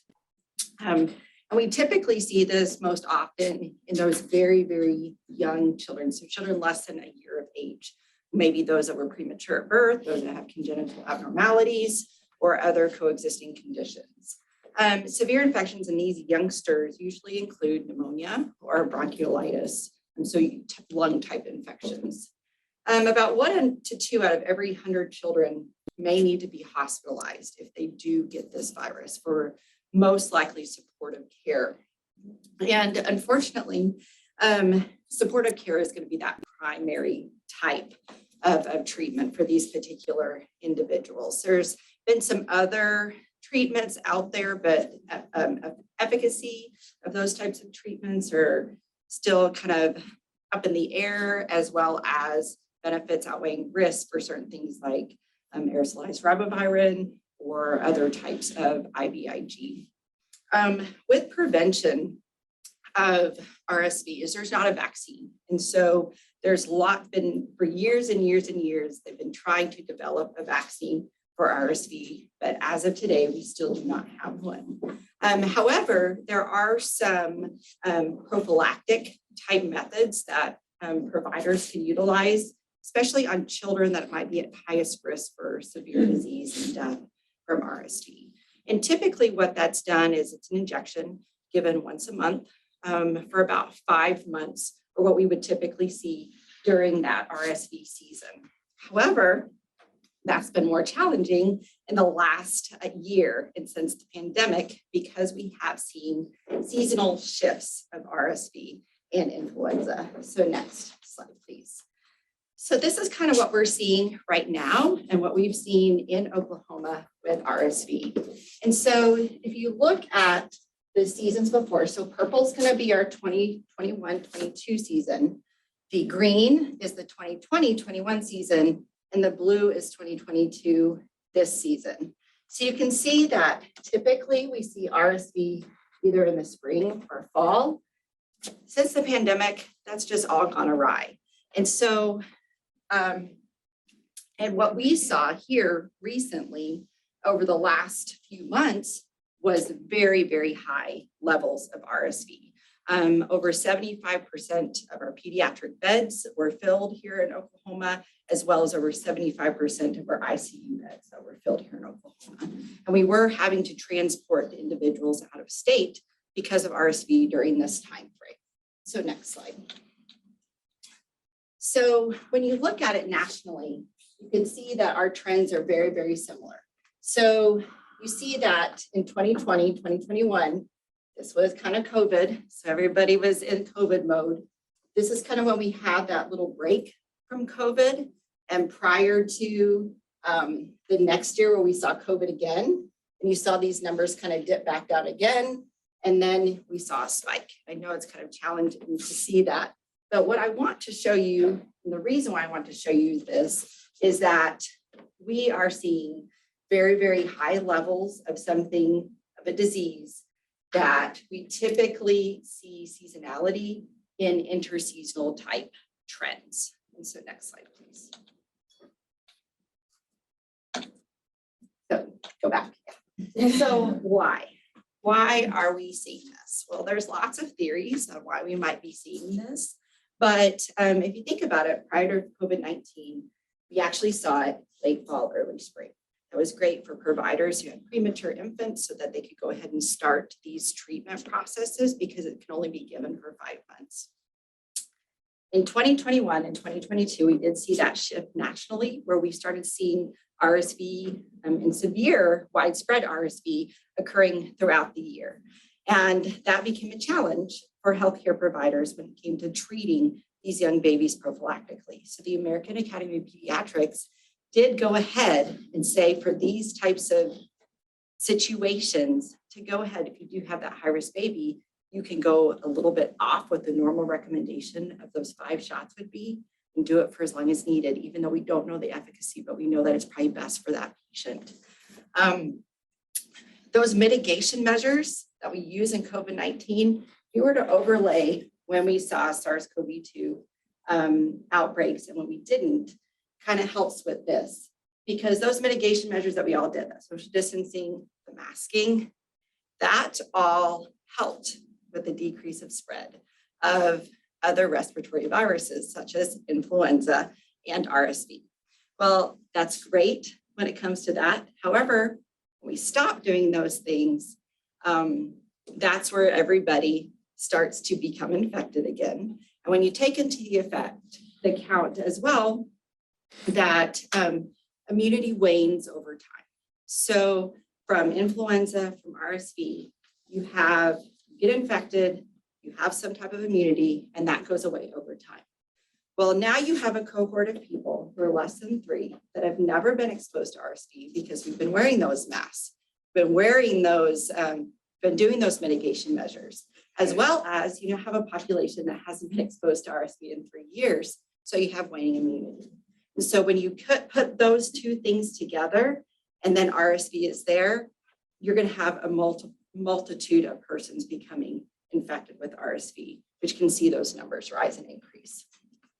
So the other thing that they're looking at is what we call viral interference. This is what we might actually be seeing here as we shift from RSV to influenza. Is viral interference is kind of a phenomenon that occurs at the cellular level. And so what they think happens is that you have influenza circulating in a community, or RSV, and then you have almost a little bit of immunity, and then all of a sudden you have a competing virus that comes in and kind of takes over. And so what you have is you might have a spike of RSV, and then you have almost saturation. Everybody has a little bit of immunity RSV, influenza whips in, and here you go, now you have influenza. It could also be to the extent as well to where you may have some protection from RSV, and it may actually hold off influenza for a few months too. So there's still a lot of research that they're looking at when it comes to viral interference and how this could have caused delays from RSV with COVID-19. So we had COVID-19, but no RSV. COVID-19 is going down. Now we have RSV. So kind of that viral interference and how that interacts with RSV, COVID-19, and influenza. So next slide. So the next thing that I want to talk about, because we are seeing RSV decrease in Oklahoma at this point in time, which is a good thing. Across the nation, we're also seeing that as well. It could be that we just saturated the population, but I think the concern from a national level as well is, are we going to see another RSV spike in late winter and early spring because we saw it so early this fall? And because of the epidemiology changing of RSV, we don't know if that's going to happen again. And so I wanted to talk quickly about influenza. It's because that is really what, as RSV is going down, influenza has soared out the roof. And so again, most people are very, very familiar with influenza. It can actually cause very, very severe disease, especially in individuals who are young, older, who have other immunocompromising conditions. Unfortunately, there are antivirals now that are available, but I don't know if anybody's had influenza recently and they've tried to get antivirals. If you've had to call around to 10 different places because antivirals are out of stock, that's not uncommon. It's because right now we are seeing lots of influenza. There is prevention for influenza with the vaccination. And what that vaccination does is it may not actually prevent you from getting the disease, but what it will do is it will reduce severity so that you are not hospitalized or prevent death. So next slide, please. So this is what the map looks like in the nation right now with influenza. And so you can see that Oklahoma is at high, and many of our states are at very high. Texas is at very high. They're at the highest level right now, as well as New Mexico and all the surrounding states. So far, they've seen 53,000 hospitalizations with influenza thus far this year. And we started tracking influenza at the beginning of October as a nation. So think about it in just a couple of months, this is how many we've seen. This week's cumulative hospitalization rate that was reported to CDC is higher than any rate observed for this week since 2010.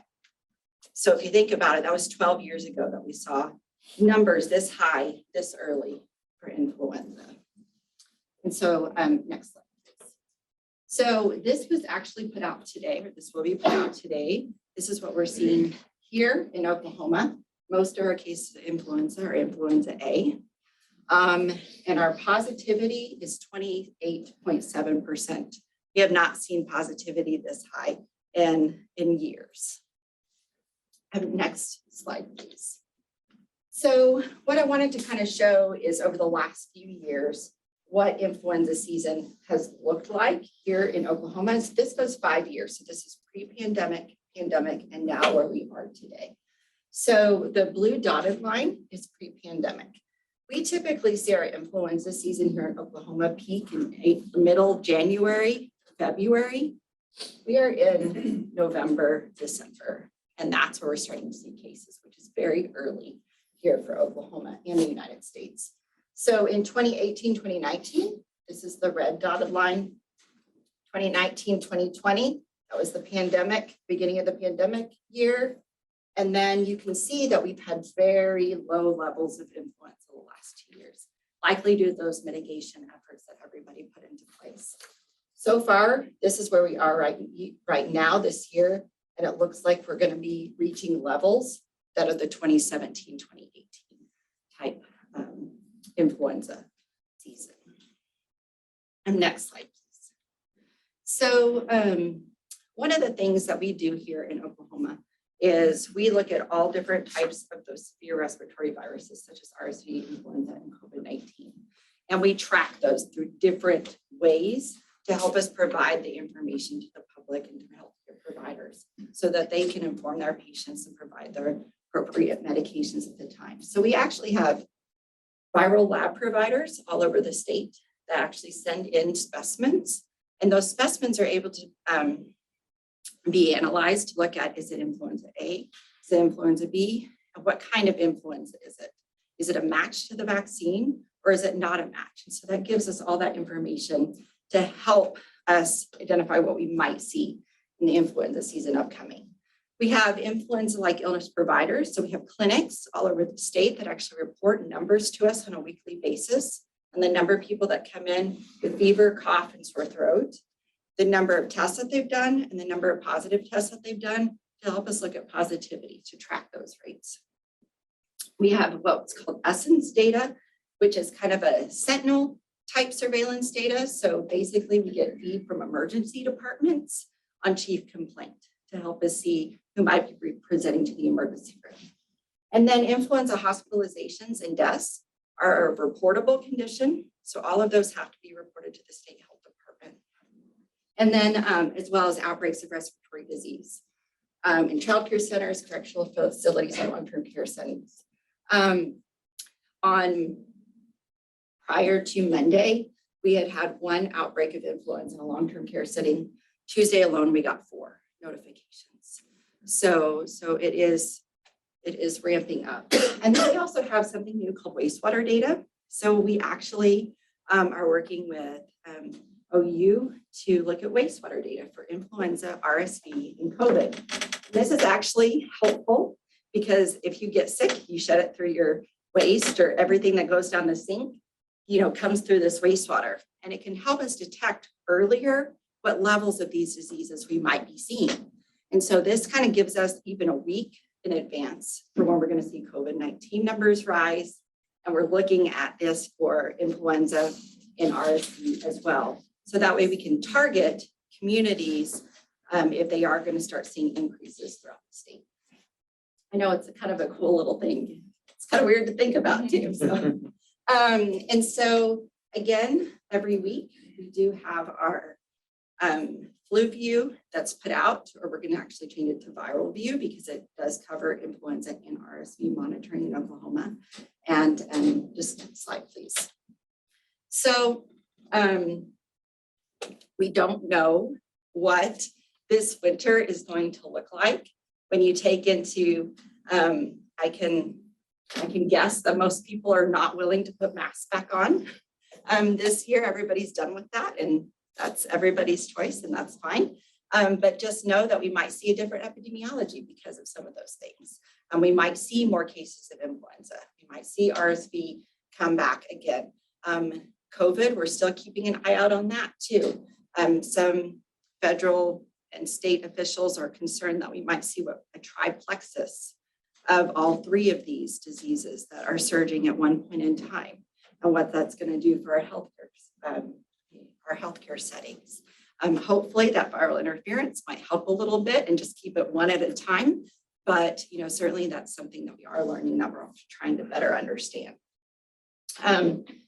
So again, one thing to do, prevention for any of these viral diseases, hand hygiene, cough etiquette, and stay home when you're sick. I think in the post-pandemic, most places are still fortunate enough to have teleworking if possible. So what we're encouraging individuals are, if you're sick and you still feel like you have to work, teleworking is a great option. And that way that keeps it out of the workplace. One of the things that we're also encouraging is vaccination. Unfortunately, vaccination coverage for influenza is lower than it has been in years. And so we are a little bit concerned about that because that does help prevent severe hospitalizations and deaths. And so far, that vaccination is actually a good match to what's circulating right now too. So what we would do is certainly encourage that, and good hand hygiene and cough etiquette. But we are monitoring, we're trying to better understand what RSV, influenza, and COVID-19 looks like as we come out of the pandemic mode. But certainly we have lots of tools in place to do so. And we're more than happy to reach out and answer questions and provide information that's needed. I would love to have a copy of your slides, so. Any questions? How do you test for RSV in adults? In adults, so it is a nasal swab or a throat swab that can be utilized to test. It's PCR or antigen, so it's very, very similar as if you were testing for flu. It's just a different test. A lot of emergency departments and urgent cares actually now have what they call a quadrivalent test, to where they can test for RSV, influenza A, influenza B, and COVID-19 all at the same time. And then it's a PCR test that's pretty rapid, that takes a couple hours. Sometimes it's even faster depending on what machine they have. And so that's what is now being recommended, is to test for all of these at once, so that you can make sure that you identify lines of treatment as needed. Did you say that you guys are giving now antibiotics for the flu, or? No, antivirals. Okay, that is not the same thing. No. So an antibiotic is something that treats a bacterial infection, and an antiviral is something that treats a viral infection. And there's a very specific treatment for influenza. There's not necessarily one for RSV. Okay. What about, excuse me, what about the amoxicillin? that was used to be, I don't know, I've been out of nursing a long time, but they used to be the primary thing that you gave all kids if they had almost any kind of respiratory problem. What about that? Is that not working anymore? What's going on with that? So that's a great question. And we've learned a lot about antibiotic resistance and just prescribing antibiotics with viral infections, causing those antibiotics to maybe not work as good moving forward. And so there's been a large trend and push, which is appropriate as a country and even as the world, to, if you have a viral infection, to not prescribe antibiotics unless you need it later on, perhaps you develop a secondary infection. But really, you know, I know that most of us are trained, I'm going to the doctor, I want something because I've taken the time to do that. And really, we've got to be okay with saying it's a virus and right now, and really just let it run its course. And you don't need an antibiotic every time you go into the doctor. So really trying to get that message out that used to be a common practice, but now it's not, because we have learned so much about what that can do when we give antibiotics for viral infections. Real quick, we might not know now, but pre-COVID, how soon could someone be, a little one, reinfected with RSV after recuperating? So what they do is RSV is kind of like influenza. So they think that you kind of get immunity for that season. And so what they're concerned about, because we're seeing that interseasonal and not really seasonality of RSV or even influenza right now, that you could be infected multiple times because we don't know how long necessarily that immunity is going to last. And so that's why they're concerned about, we had this surge, they're concerned about another surge because of waning immunity. And for respective time, thank you so much, Jolie. We will, she'll send out information for more questions. So at this time, we're going to move on to our next agenda. I appreciate it. It's a presentation from Randy Dow. So with the University Hospitals Authority and Trust. Well, thank you so much for having me today. I apologize for missing the last meeting, but decided to be here. Again, my name is Randy Dow. I'm the CEO for the University Hospitals Authority and the University Hospitals Trust. And those are two separate entities. University Hospitals Authority is the state agency that owns Oklahoma Children's Hospital. And University Hospitals Trust owns OU Medical Center and all the clinics down on the OU Health Sciences Center campus. So some of you have already heard about the behavioral health center that Children's Hospital is building on the campus. Just an incredibly exciting opportunity for us to build a state-of-the-art facility for kids who are suffering with behavioral health issues. Especially important for us, I think, is we are really focusing on trying to work with kids who we have a hard time placing here in Oklahoma, kids with dual diagnoses of intellectual disability or impairment, and kids with co-occurring health disorders. And so excited to talk to you a little bit about the project. If you go to the next slide, just to give you an example of what we are seeing at Children's Hospital. In 2007, we saw 1 to 2 patients a month who were dealing with suicidal ideation. And today, our teams are dealing with a suicidal teen on every single shift at the hospital. So it has just grown exponentially. And these statistics are no surprise to anyone in this room. You know, we are a top 10 state in youth suicide. 1 in 5 kids in Oklahoma struggle with behavioral health issues. A big issue for us is the amount of time that kids spend in the ED when they come to our system. 20 hours is a good day for us in the ED. A lot of times those kids sit there for days or weeks or even months, unfortunately. It's not a good environment for them, and we really struggle on finding placement. That's for several different reasons. A lot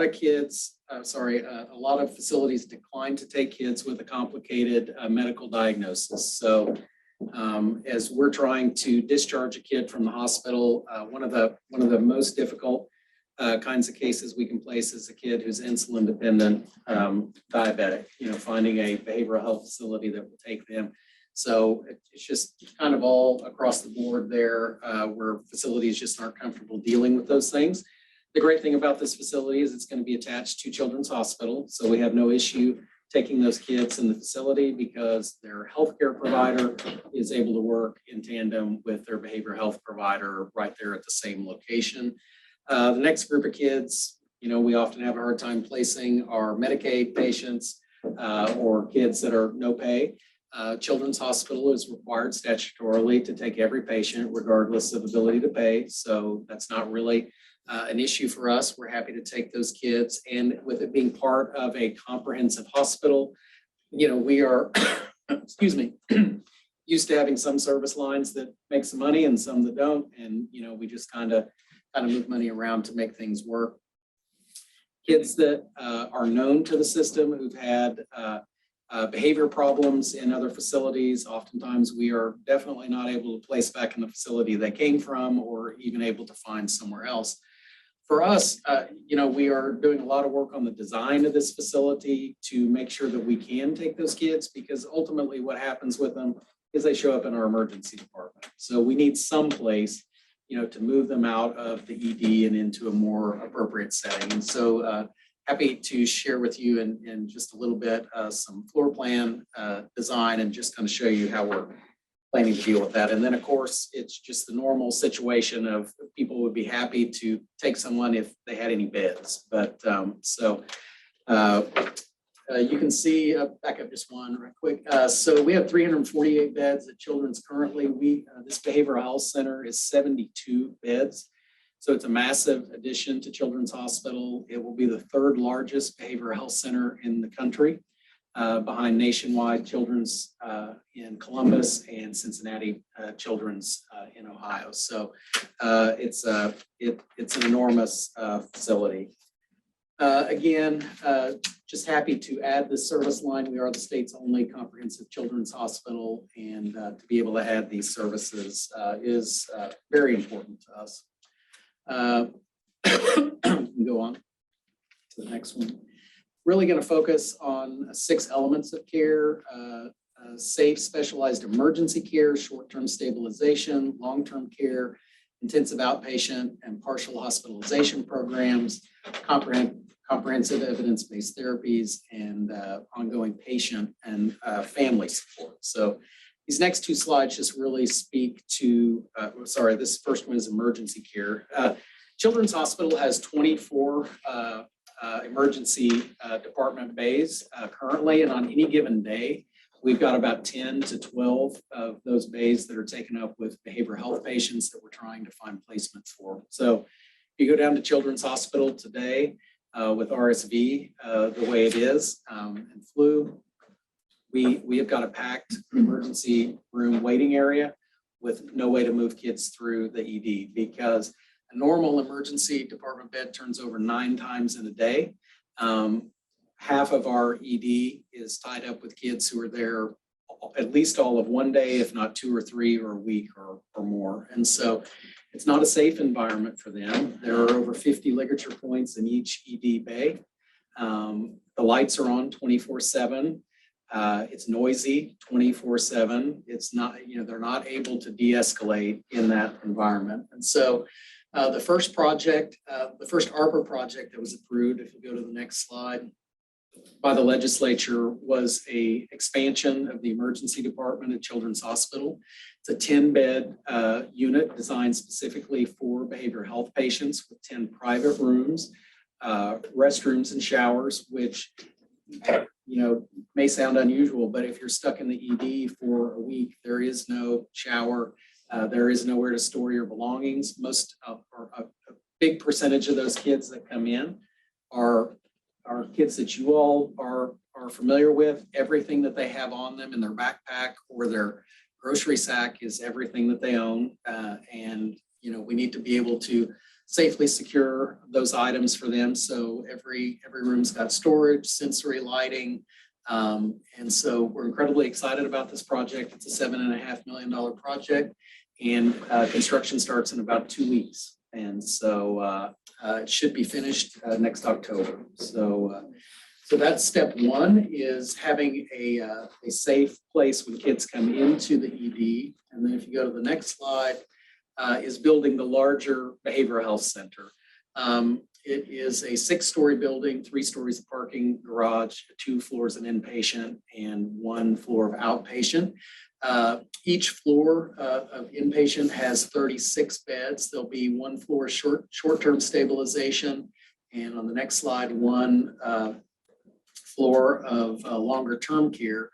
And really, there's no difference in the rooms. It's just a difference in the number of staffing and programs that are provided. So really, this space is all flexible. You know, if we need more short-term, you know, it's just a matter of changing some staffing mix on a floor or some programs. Building out classroom space on each floor and working with Oklahoma City Public Schools for educational services.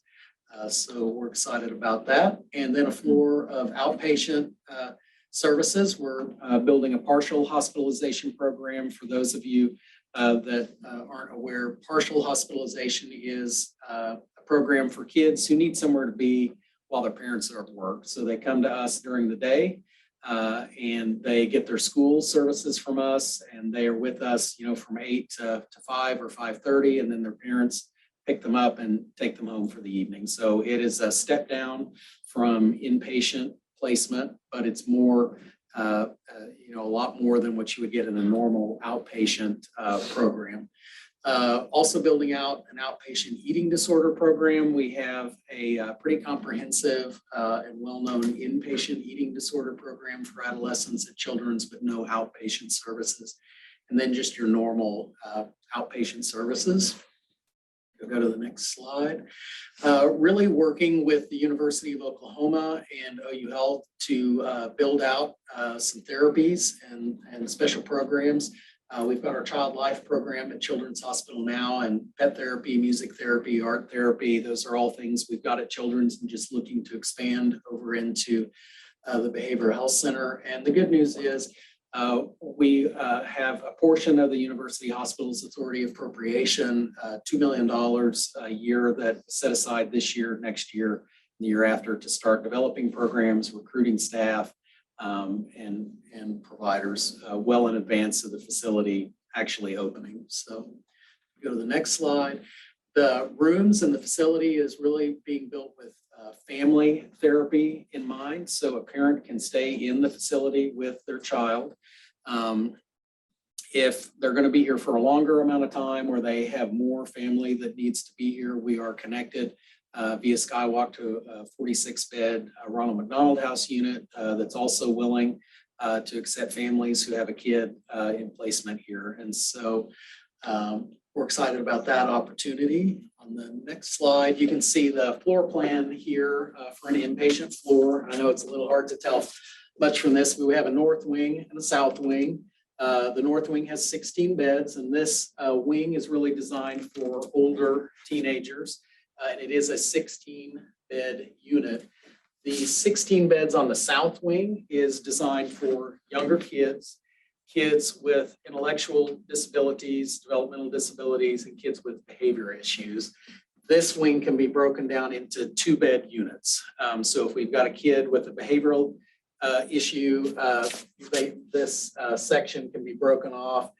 These sections can be broken off with secure doors, and we can have much smaller units to deal with kids with those types of issues, or kids that really just can't mix with older kids without being taken advantage of or something else. So we're really designing a lot of fun outdoor space for the units. The green is an outdoor area, so this is the primary area, and I'll show you a rendering of that in just a few minutes. Gymnasium. Excuse me. We have the classroom space for each floor up in the northwest corner here with a designated outdoor space for the classrooms. Also a designated outdoor space for families, for parents that are staying on the unit with their kid and just need to be able to step out. Also a lounge area for parents with lockers so they can leave their cell phone, you know, in the locker out there charging and purse and whatever else and go on to the unit and see their kids. So really kind of trying to work with how to incorporate those family elements, separate outdoor areas, cordoned off just depending on the needs. So we'll go to next slide.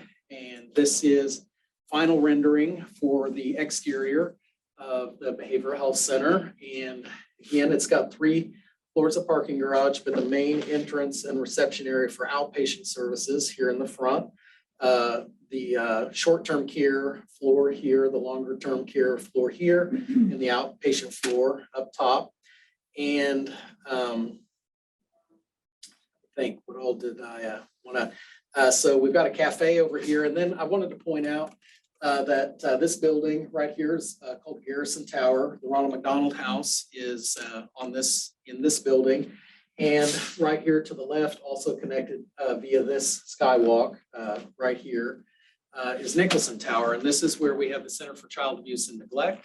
It's where the Child Studies Center is and where our conference center is. And so we've got a lot of these things all in one place here where folks can work together, develop IEPs and other plans for kids depending on their needs. And so just incredibly excited about the location. And so the main entrance here, this is drop off for outpatient services.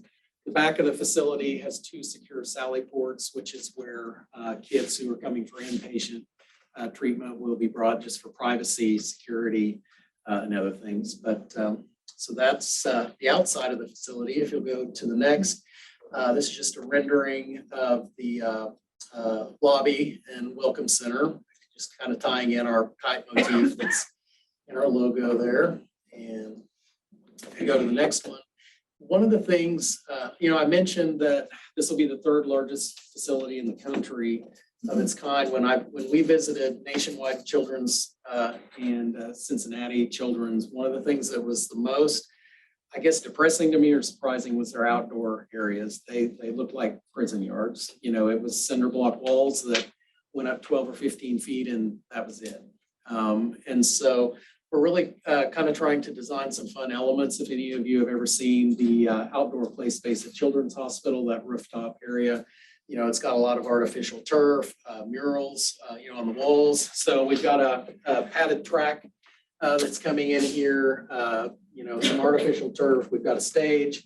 And this is the indoor-outdoor gym here. This wall actually rolls up, so it's an indoor-outdoor space depending on the weather. It's designed for us to be able to play movies, other entertainment on the outside and on the inside. So a lot of thought going into having some good outdoor space. You can see patient rooms here on the interior, having a view of the courtyard here. Really trying not to just do solid cinder block walls. I don't know if you can tell, but the material we're using here for the walls, is you can actually see through, not to have that really closed in feeling that you see in a lot of facilities. So we go to the next one. This is interior of the gym, obviously, and a lot of lessons learned up in Ohio on use of gym and just other things that go on there. So this is just another outdoor space. This is the one that's connected to the classrooms, just a place to step out easily and get some air and move around. And this is a rendering of a 4th floor patient floor, really designed with the idea of having a lot of natural light coming in to the common spaces.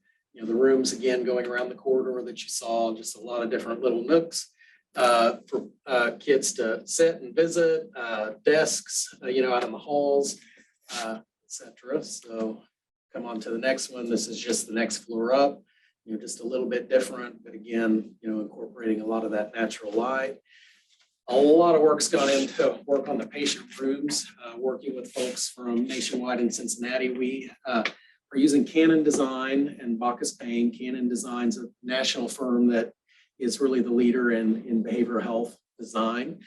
So we've actually already built a mock-up of the rooms and had our providers, come in and give us feedback. And so a lot of work there. And we've actually even hired a couple of the folks from Nationwide as consultants. When they built that a few years ago, it was, the best that anyone could come up with at the time. But, they told us within a year, there were a lot of things they would have done just a little bit different. And so trying to take some lessons learned there. But you can see again, space here for patient and a parent to sleep, desk, TV, and then restroom here to the side. One of the really the most shocking things to me when we visit Nationwide in Columbus, which is the premier adolescent facility in the country, they had an entire empty floor because they couldn't get the staff to staff it.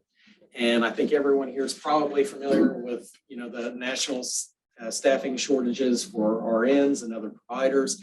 Our hospital, is dealing with it, so are others here in the state. One of the things that makes this a little different is that it is on the campus of the OU Health Sciences Center. We have about 900 medical residents that cycle through the hospital each year.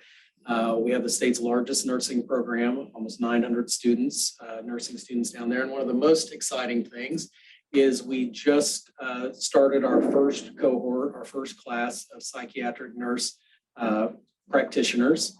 And that class started this fall. And by the time we open, we should be graduating 50 psychiatric mental health nurse practitioners a year. And so more than just being a facility where we provide treatment, it's also designed to be a training facility for our, psychology, psychiatry, and nurse practitioner students before they, where they can train in a state-of-the-art facility before they move out into the community. So we've already kind of covered most of this, I think.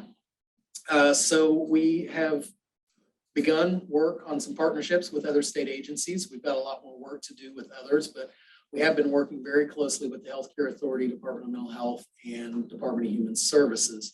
We've had one or two conversations with OJA and need to work more on that. State Department of Education, obviously a lot of work with Health Sciences Center.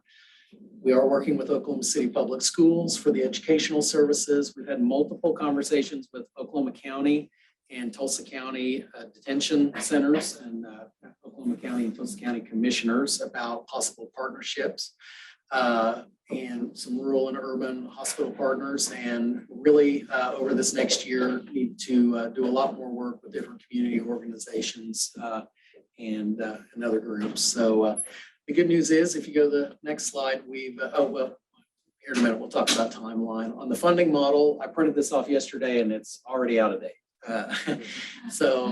Unfortunately, I'm sure no one's surprised that costs continue to escalate for everything related to construction.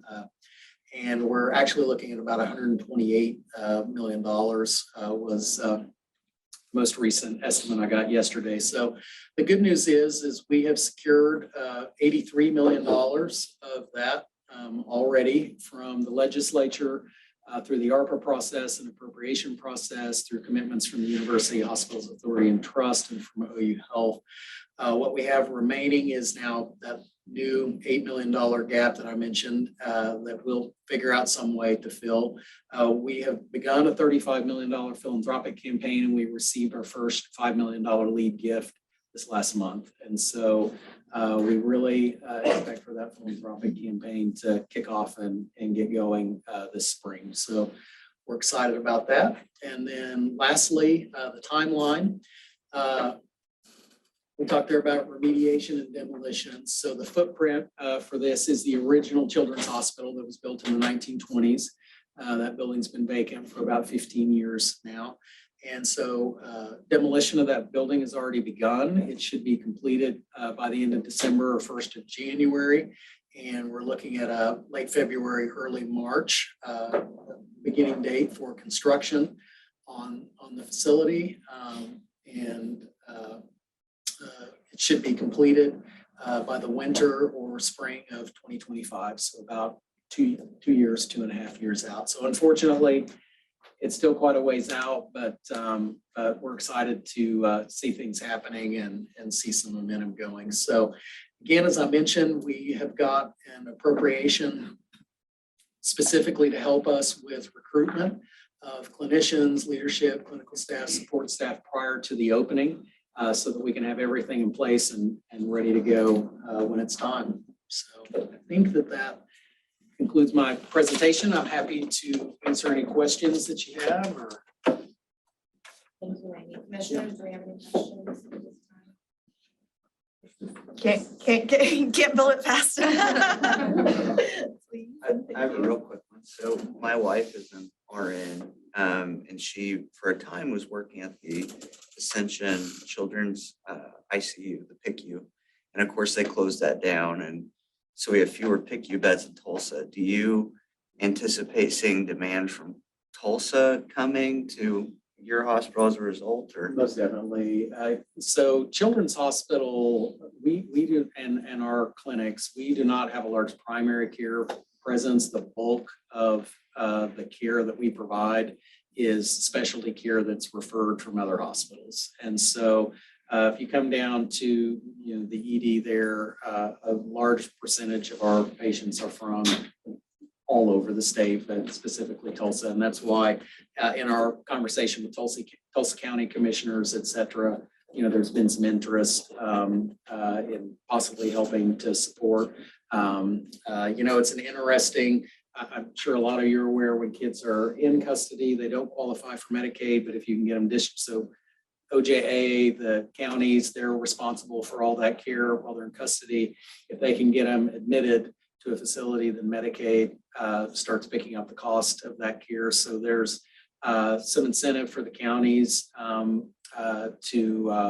they're interested, in those possibilities. But most definitely, we're going to be working that philanthropic campaign in the Tulsa area as well. And we anticipate it not even just being kids from Oklahoma. We anticipate probably getting some kids from out of state. Right now, I'll just give you an example. Last year, for the first year, when we were working this issue with the legislature, we had about a 6-month time period where we sought placement for about 50 kids out of state with dual diagnoses. And working with DHS and Mental Health and the Healthcare Authority, we were able to find out of state placement for 2 of those kids, and the rest ended up discharged without services. And then they just come back into the ED a couple weeks, sometimes a couple days or a couple months later, and we kind of go through the process again. So it's not from lack of trying, it's just, it's a highly specialized care for some of these kids. And looking at that model that Nationwide and Cincinnati did, where it's part of a hospital, where you don't just have to focus on the behavioral health, you can also focus on those other issues while they're there. I think it'll be incredibly helpful. I think one of the biggest benefits you guys will see is the family component. Right. I mean, you don't hear of that on a behavioral health side of it. So yeah, awesome. We're excited about that. And it was definitely one of the things when we had originally, looked at shared rooms, so 2 kids in a room. And when we went to Nationwide in Cincinnati, and they're like, no, private room, because you want a parent in there with them if they can be a part of it. So parents also learn how to cope and deal and, help de-escalate and be part of the therapy. Yeah. And so, our budget's grown many, many times and continuing to grow. But a lot of it's because of really focusing on that family aspect. Yeah. Thank you all so much.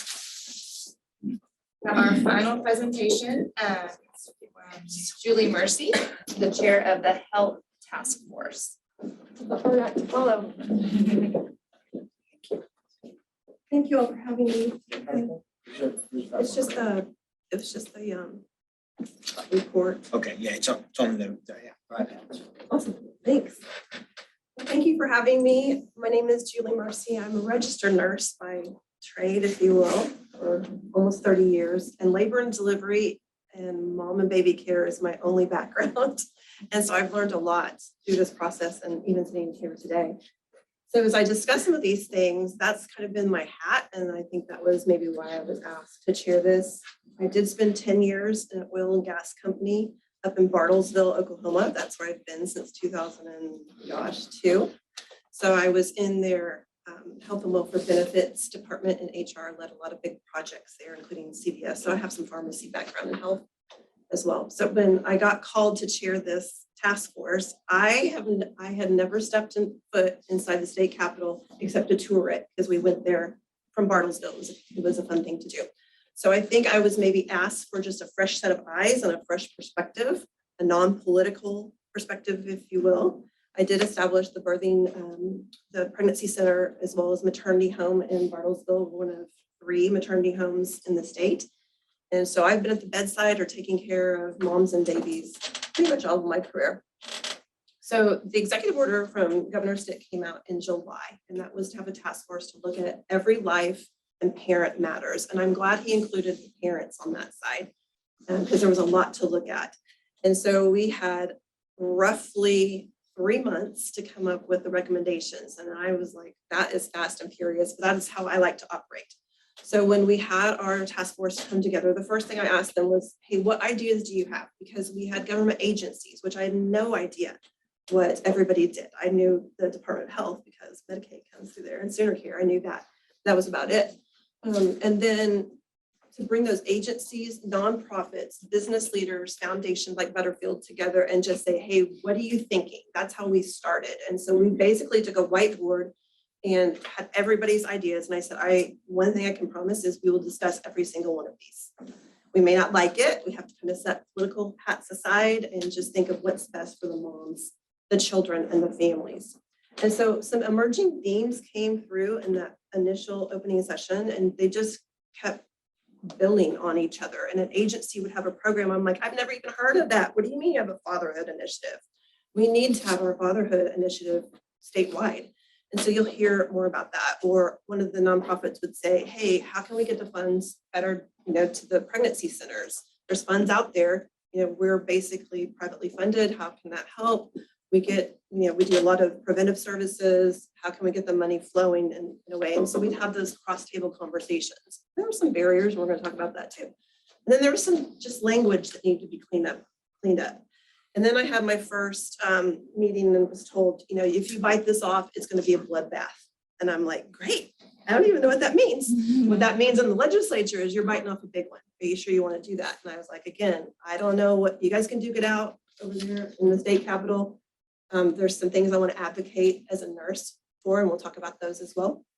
So I just want to give you guys a brief update on where we started from, who I was, and where we plan to go. Now, the executive order is over. So what happens with these recommendations, I don't even know. I took them to the Senate Pro Tem office. I took them to the Speaker of the House. I took them straight to Governor Stitt, sat across from him. And I know some of the legislators now. And so we have some momentum, and the task force did kind of agree, even if we don't get assigned to maybe another commission or get to be a freestanding committee or whatever that looks like. And the newbie is speaking again.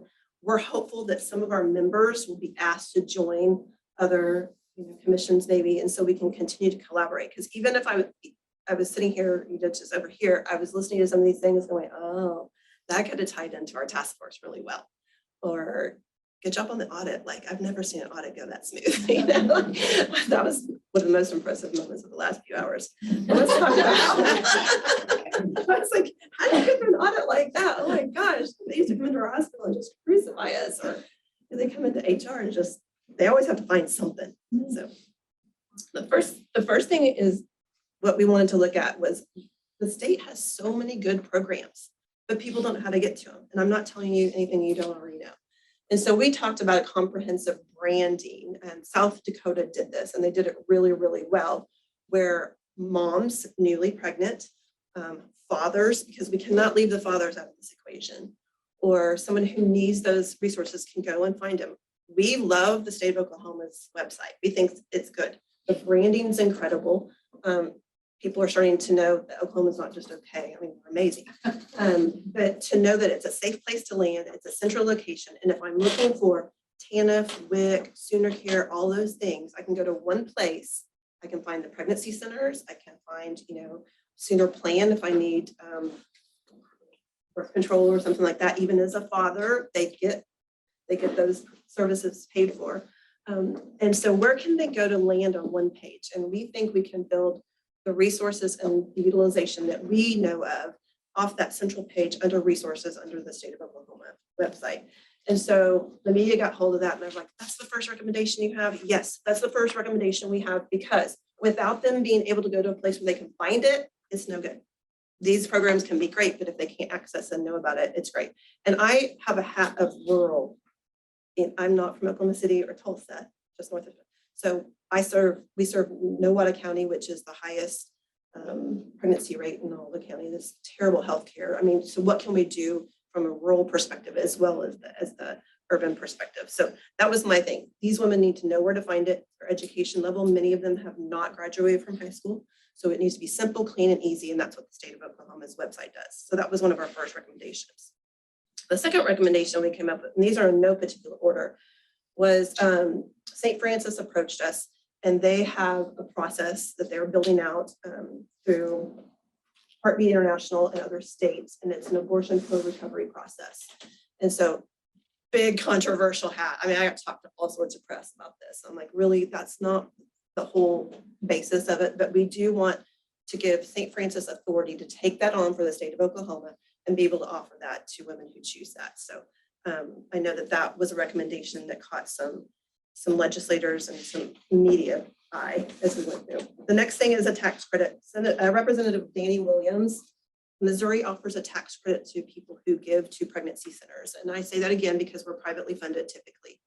We don't take much state funding. We have a little right now, but so for someone to donate, either a business or an individual, a tax credit might be good. So Danny, Representative Williams has agreed to look at offering that. And again, once it goes into the legislative session, I'm willing to advocate for that. But it's going to take a lot of work to get there. But Missouri does it and does it well. And so that's something he's willing to bite off.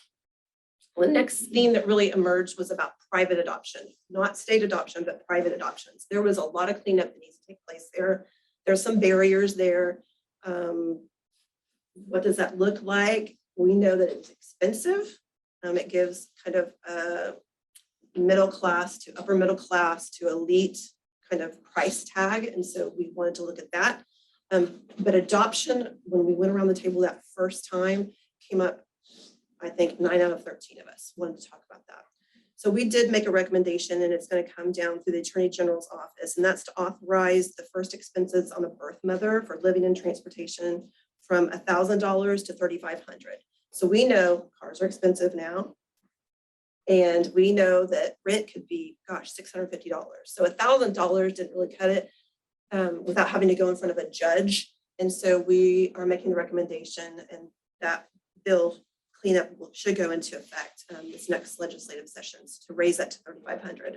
And then the Attorney General's office wanted to support and host and facilitate an annual adoption CLE seminar beginning November 2023. So that would be for our judges and anybody who works with family and adoption legalities. They could attend that, and they're going to put on that session for free. And I think that's a great thing, because not only do we want to make it more affordable to adopt a baby privately in Oklahoma, we want to do it ethically. And there are some things going on in our state, some poachers, if you will, I guess that's what I can call them, that will come in from an outside facilitator, and they'll use a non-licensed facilitator in the state of Oklahoma.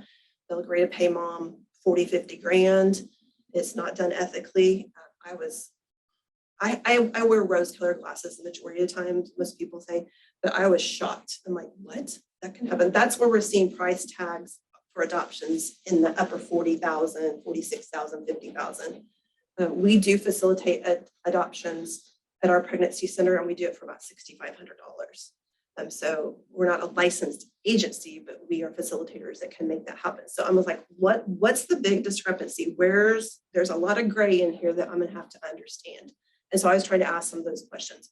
There's a lot more work that needs to be done with some of the private adoption codes, but we knew that these would be quick and easy bites to take, our first step in looking at some of these things and send those on up to the governor and his staff. Next thing we looked at, and this is where I got in a little bit of trouble, but I don't shy away from that at all. We know in rural Oklahoma, from a perspective, there are medical deserts, and I learned what a pregnancy desert is. And so we looked at that specifically. And so we know that a lot of work needs to be done to address the social needs of getting health care to our rural population. I talked to 3 nurse practitioners in Southwest Oklahoma, and they're caring for like 45,000 people. And so when you break off just a pregnant woman and her family, they're looking at a couple a few hundred, but that's still a lot. They're 90 miles away from any hospital, and I'm probably telling you guys something that you already know. But what can we do to help with that? They talked a lot about what kind of early prenatal, help can we get to our clients. We do a lot of that at pregnancy centers. We get them their validation of pregnancy, we get them on sooner care, because there may not even be a health department close to them who does that a lot of times for our women. So if there's somebody who can do some of that pregnancy care, that's kind of the primary thing. They have to get on sooner care to be able to see a doctor. But then if they have to drive another 90 miles. So we are going to ask for some help to expand services, including reliable transportation. And we're working with we will work with the Oklahoma State Department of Health on that. And then the Oklahoma State Department of Health also has a lot of great and amazing in-home visits for pregnant women, all these great programs. And I said, is there a way we can put them all together? And so they are going to look and seek to do a pregnancy resource navigator program. And so it'll just be one landing page for all these amazing services. The funding's already there. The programs are already there. We're not asking to change any of those. And that's going to be a legislative recommendation. So funding will not change for that. We're just asking, can you put them all in one big bucket and offer that kind of more as one comprehensive care? And they definitely brought that to the table and agreed that that was something that they wanted to go to. You may have already heard this was our first meeting. We came out of the gate to expand sooner care, and we were really excited about this. And this was when I was talking to one of our clients. I'm like, hey, the governor, I've been asked to do this task force thing. What's one thing you would want? Because I want to hear from our clients. What's one thing? And she said, if I could just have had my sooner care for longer. I'm like, well, how much longer? She's like, up to a year. I'm like, that's a really good idea. And amazingly enough, that was the first recommendation that came also from the Healthcare Authority, and that is going to happen. So we recommended and took it right to the governor's office, and then on to the Healthcare Authority, who has to go to CMS and do all these other things. I'm learning. And so to expand coverage for up to 12 months, that's huge, because we know mental health issues, postpartum depression, they might have developed gestational diabetes that needs to be monitored, to make sure it's not going to be type 2 diabetes, or there's just other things that mom needs to be supported in. And so that's a huge thing. That's going to give longer coverage. But we also talked about and decided to raise the federal poverty level from qualification from 138%, which we were like bottom 2 in the United States. It was terrible. You guys, I knew it was bad, but I didn't know it was that bad. And so that's not top 10 in any way, shape, or form. And we know we want to be top 10. And so to raise it to 205%, that's going to add an additional coverage for about 2,500 women.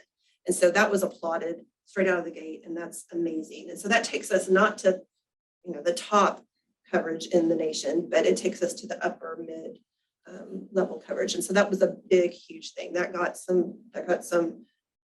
a lot of traction, that got some press. And so that's going to be hopefully starting in January. And so that's a big win for the women of Oklahoma. And I was proud to be able to take that forward. And then the true bloodbath was I wanted to talk about the advancing the scope of practice for our nurse practitioners. And they're like, Julie, and even Governor Stitt said, OMA's millions of dollars against me in this last. I'm like, I don't care. I just know that there are places in Oklahoma where we have to get these nurse practitioners practicing at the highest level of their education. Right now in Oklahoma, they have to, for prescriptive authority, they have to have oversight by a physician. And but if a pregnant woman has a urinary tract infection, she can't prescribe an antibiotic. That's insanity to me. I mean, that's whatever. She's gone to school. She's done all of these things. So we are going to get behind. I said, if my job is over now, that the executive order is over, then I will come to Oklahoma City from Bartlesville. I know how to get here. It's not that hard, and I can go about 80 down the turnpike now. I would support that. I would stand for that. And I'm not an advanced nurse practitioner, but my fellow nurses need to be able to practice that way. And why wouldn't we? So they're having to pay the physician to get oversight. if that physician decides, I don't want to cover your practice anymore, there's a minimum of 2 months that it would take to get back to her licensing being covered and all of those things with the Department of Nursing. And so that means those patients would be without care. So if you've got 3 nurses covering 45,000 people, which is crazy to me, if one of them can't practice for 2 months, then we have even more of a crisis. And so I know it's a big knockhead with the physicians and the nurses, and I know nursing and that relationship as a nurse with physicians has changed. It's evolved just in the 30 years I've been a nurse. I used to have to wear something and talk to physicians a certain way and, make it their idea. But now they've gained the respect, and they gained a little more respect with the nurse anesthetist this last legislative session, I believe. And so I'm hoping that that traction will continue. The other practitioners we have in this state are nurse midwives. And regardless of where you've chosen to deliver, hospital, home, birthing center, whatever that looks like, there are midwives that care for women in Oklahoma. And for women to choose to use a midwife, that used to be kind of archaic because it was always they're delivering at home, it could happen to the baby. And I even had some of those thoughts. But now these nurse midwives are doing some amazing prenatal care. They spend time with their clients. They're working in birthing centers. They're covered. They have operating rooms now. It's evolved. And they're kind of in a similar situation. And so they actually came to us with a complete informal recommendation, and we're going to move forward with that. We have some interest in that. Senator Julie Daniels is interested in both of these actually out of Bartlesville, and she is a powerhouse. Like she's like this tall, and you don't mess with Senator Daniels very often. So we have some traction again this legislative session. I'm like, if we can at least just get some traction. And the nurse midwives have some lobbyists on their side, which I think is always even better when you have, the ability to hire them and then advocate for you. So those are 2 recommendations that I felt pretty strongly about that need to happen just due to the healthcare kind of crisis and desert situation that we have in the state of Oklahoma.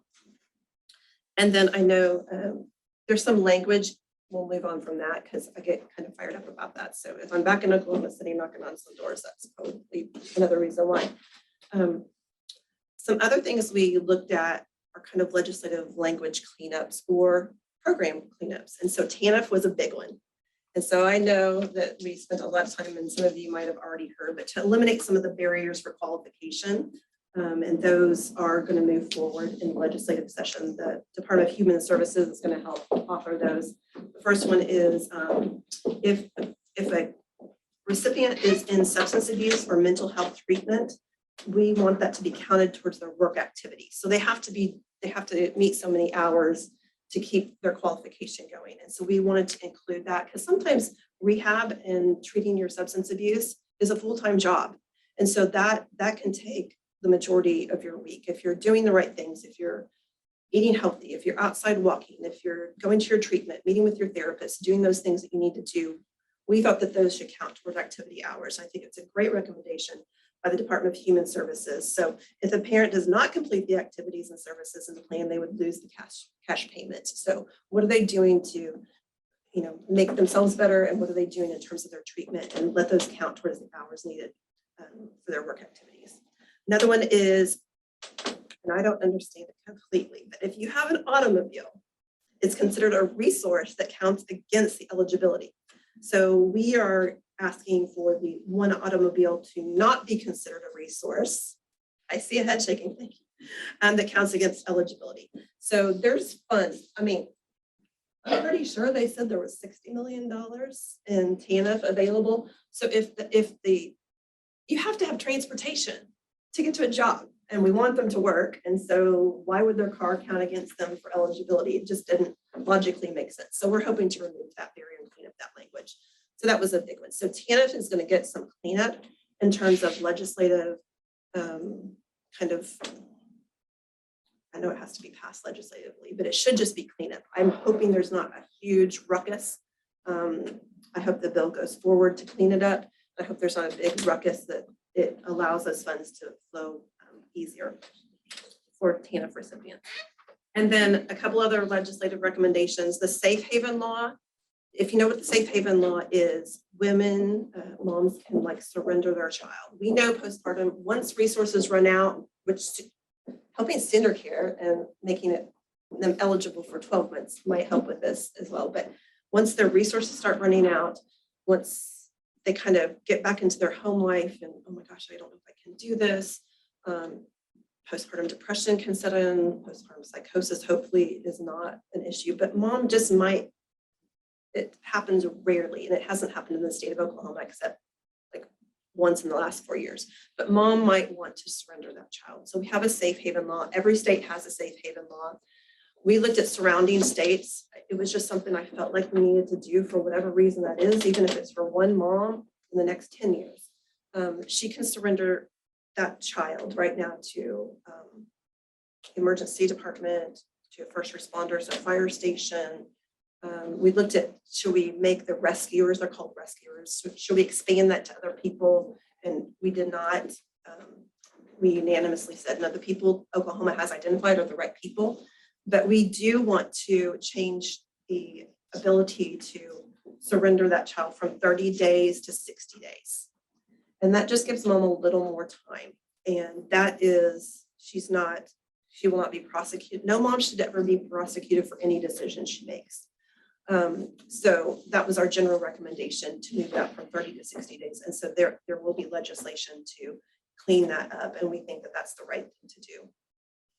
And then we were super impressed with the fatherhood program that the state of Oklahoma has kind of been piloting in the Oklahoma City area, in coordination with a lot of the nonprofits and other private entities. And the state of Tennessee does this already. And I know Nevada is working on this too. And so there's some traction. They're actually using the same curriculum, and we think it's fantastic because we have to empower the fathers to be good fathers. So we don't have, so the women of our state have the support, or just the children, the children when they're at dad's house. If they've got a great father, it's going to be a better outcome. And I know what leads to everything that we discussed here today.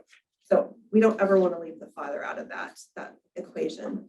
And so we did make a recommendation that the state look at funding the additional expansion. And we think the expansion needs to take place county by county. That's how private nonprofits have done that in the other states. And that we think that that's the best route. And it's typically, it sounds like what most of the state programs do. They kind of go county by county.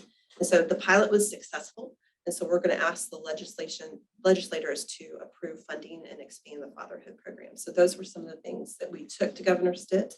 For the brief 3 months we were together, we think we made some good traction, opened up some eyes, knocked a few, along the side, encouraging to one another. And the last recommendation that we made was, let us have time to implement some of these things, because we think they're good initiatives, whether it's on a different, commission or whatever that looks like. We need time to implement. We had great thought leaders. I'm very thankful for the opportunity. I'm thankful that you guys do what you do.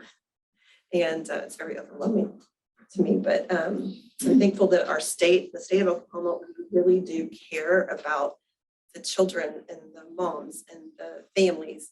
And I think we have great programs that can really do great things. So that was kind of the gist of the task force. It was concise and precise and action driven, and exactly what the governor expected, I think. And so we look forward to what the future holds. Any questions? Thank you for your service to the state. I would do it again. It seems like you took on a lot. Senator Daniels was like, you just got your toe. I'm like, why is the governor's office calling me the chair? No, I was like, I don't think I can do that. And then they explained, we want somebody who's kind of set aside from some of those things. Thank you for that. I would do it again. It was a great honor. Yes. I actually have a fatherhood initiative. Oh, you do? I do. I have a nonprofit called Fruition Fatherhood. And it started as a co-parenting initiative. And a lot of the topics you talked on, I was just wondering if your task force was able to identify how utilizing some of these state resources kind of hindered the fatherhood support in essentially making dads non-qualifiers when positions like TANF and state resources can only be offered to one parent in divorce and, or a single parent household. We've had a lot of conversation about some of those same things. And I think that's just gonna take more time to maybe turn the table. I think we just directionally did what we thought we needed to do as a state, and maybe it's time to kind of turn the table back a little bit. But we heard some of those same. Yeah, were you able to concerns. identify some of those kind of catch-22s that parents are dealing I with? was just starting to hear, I mean, we were only together 90 days.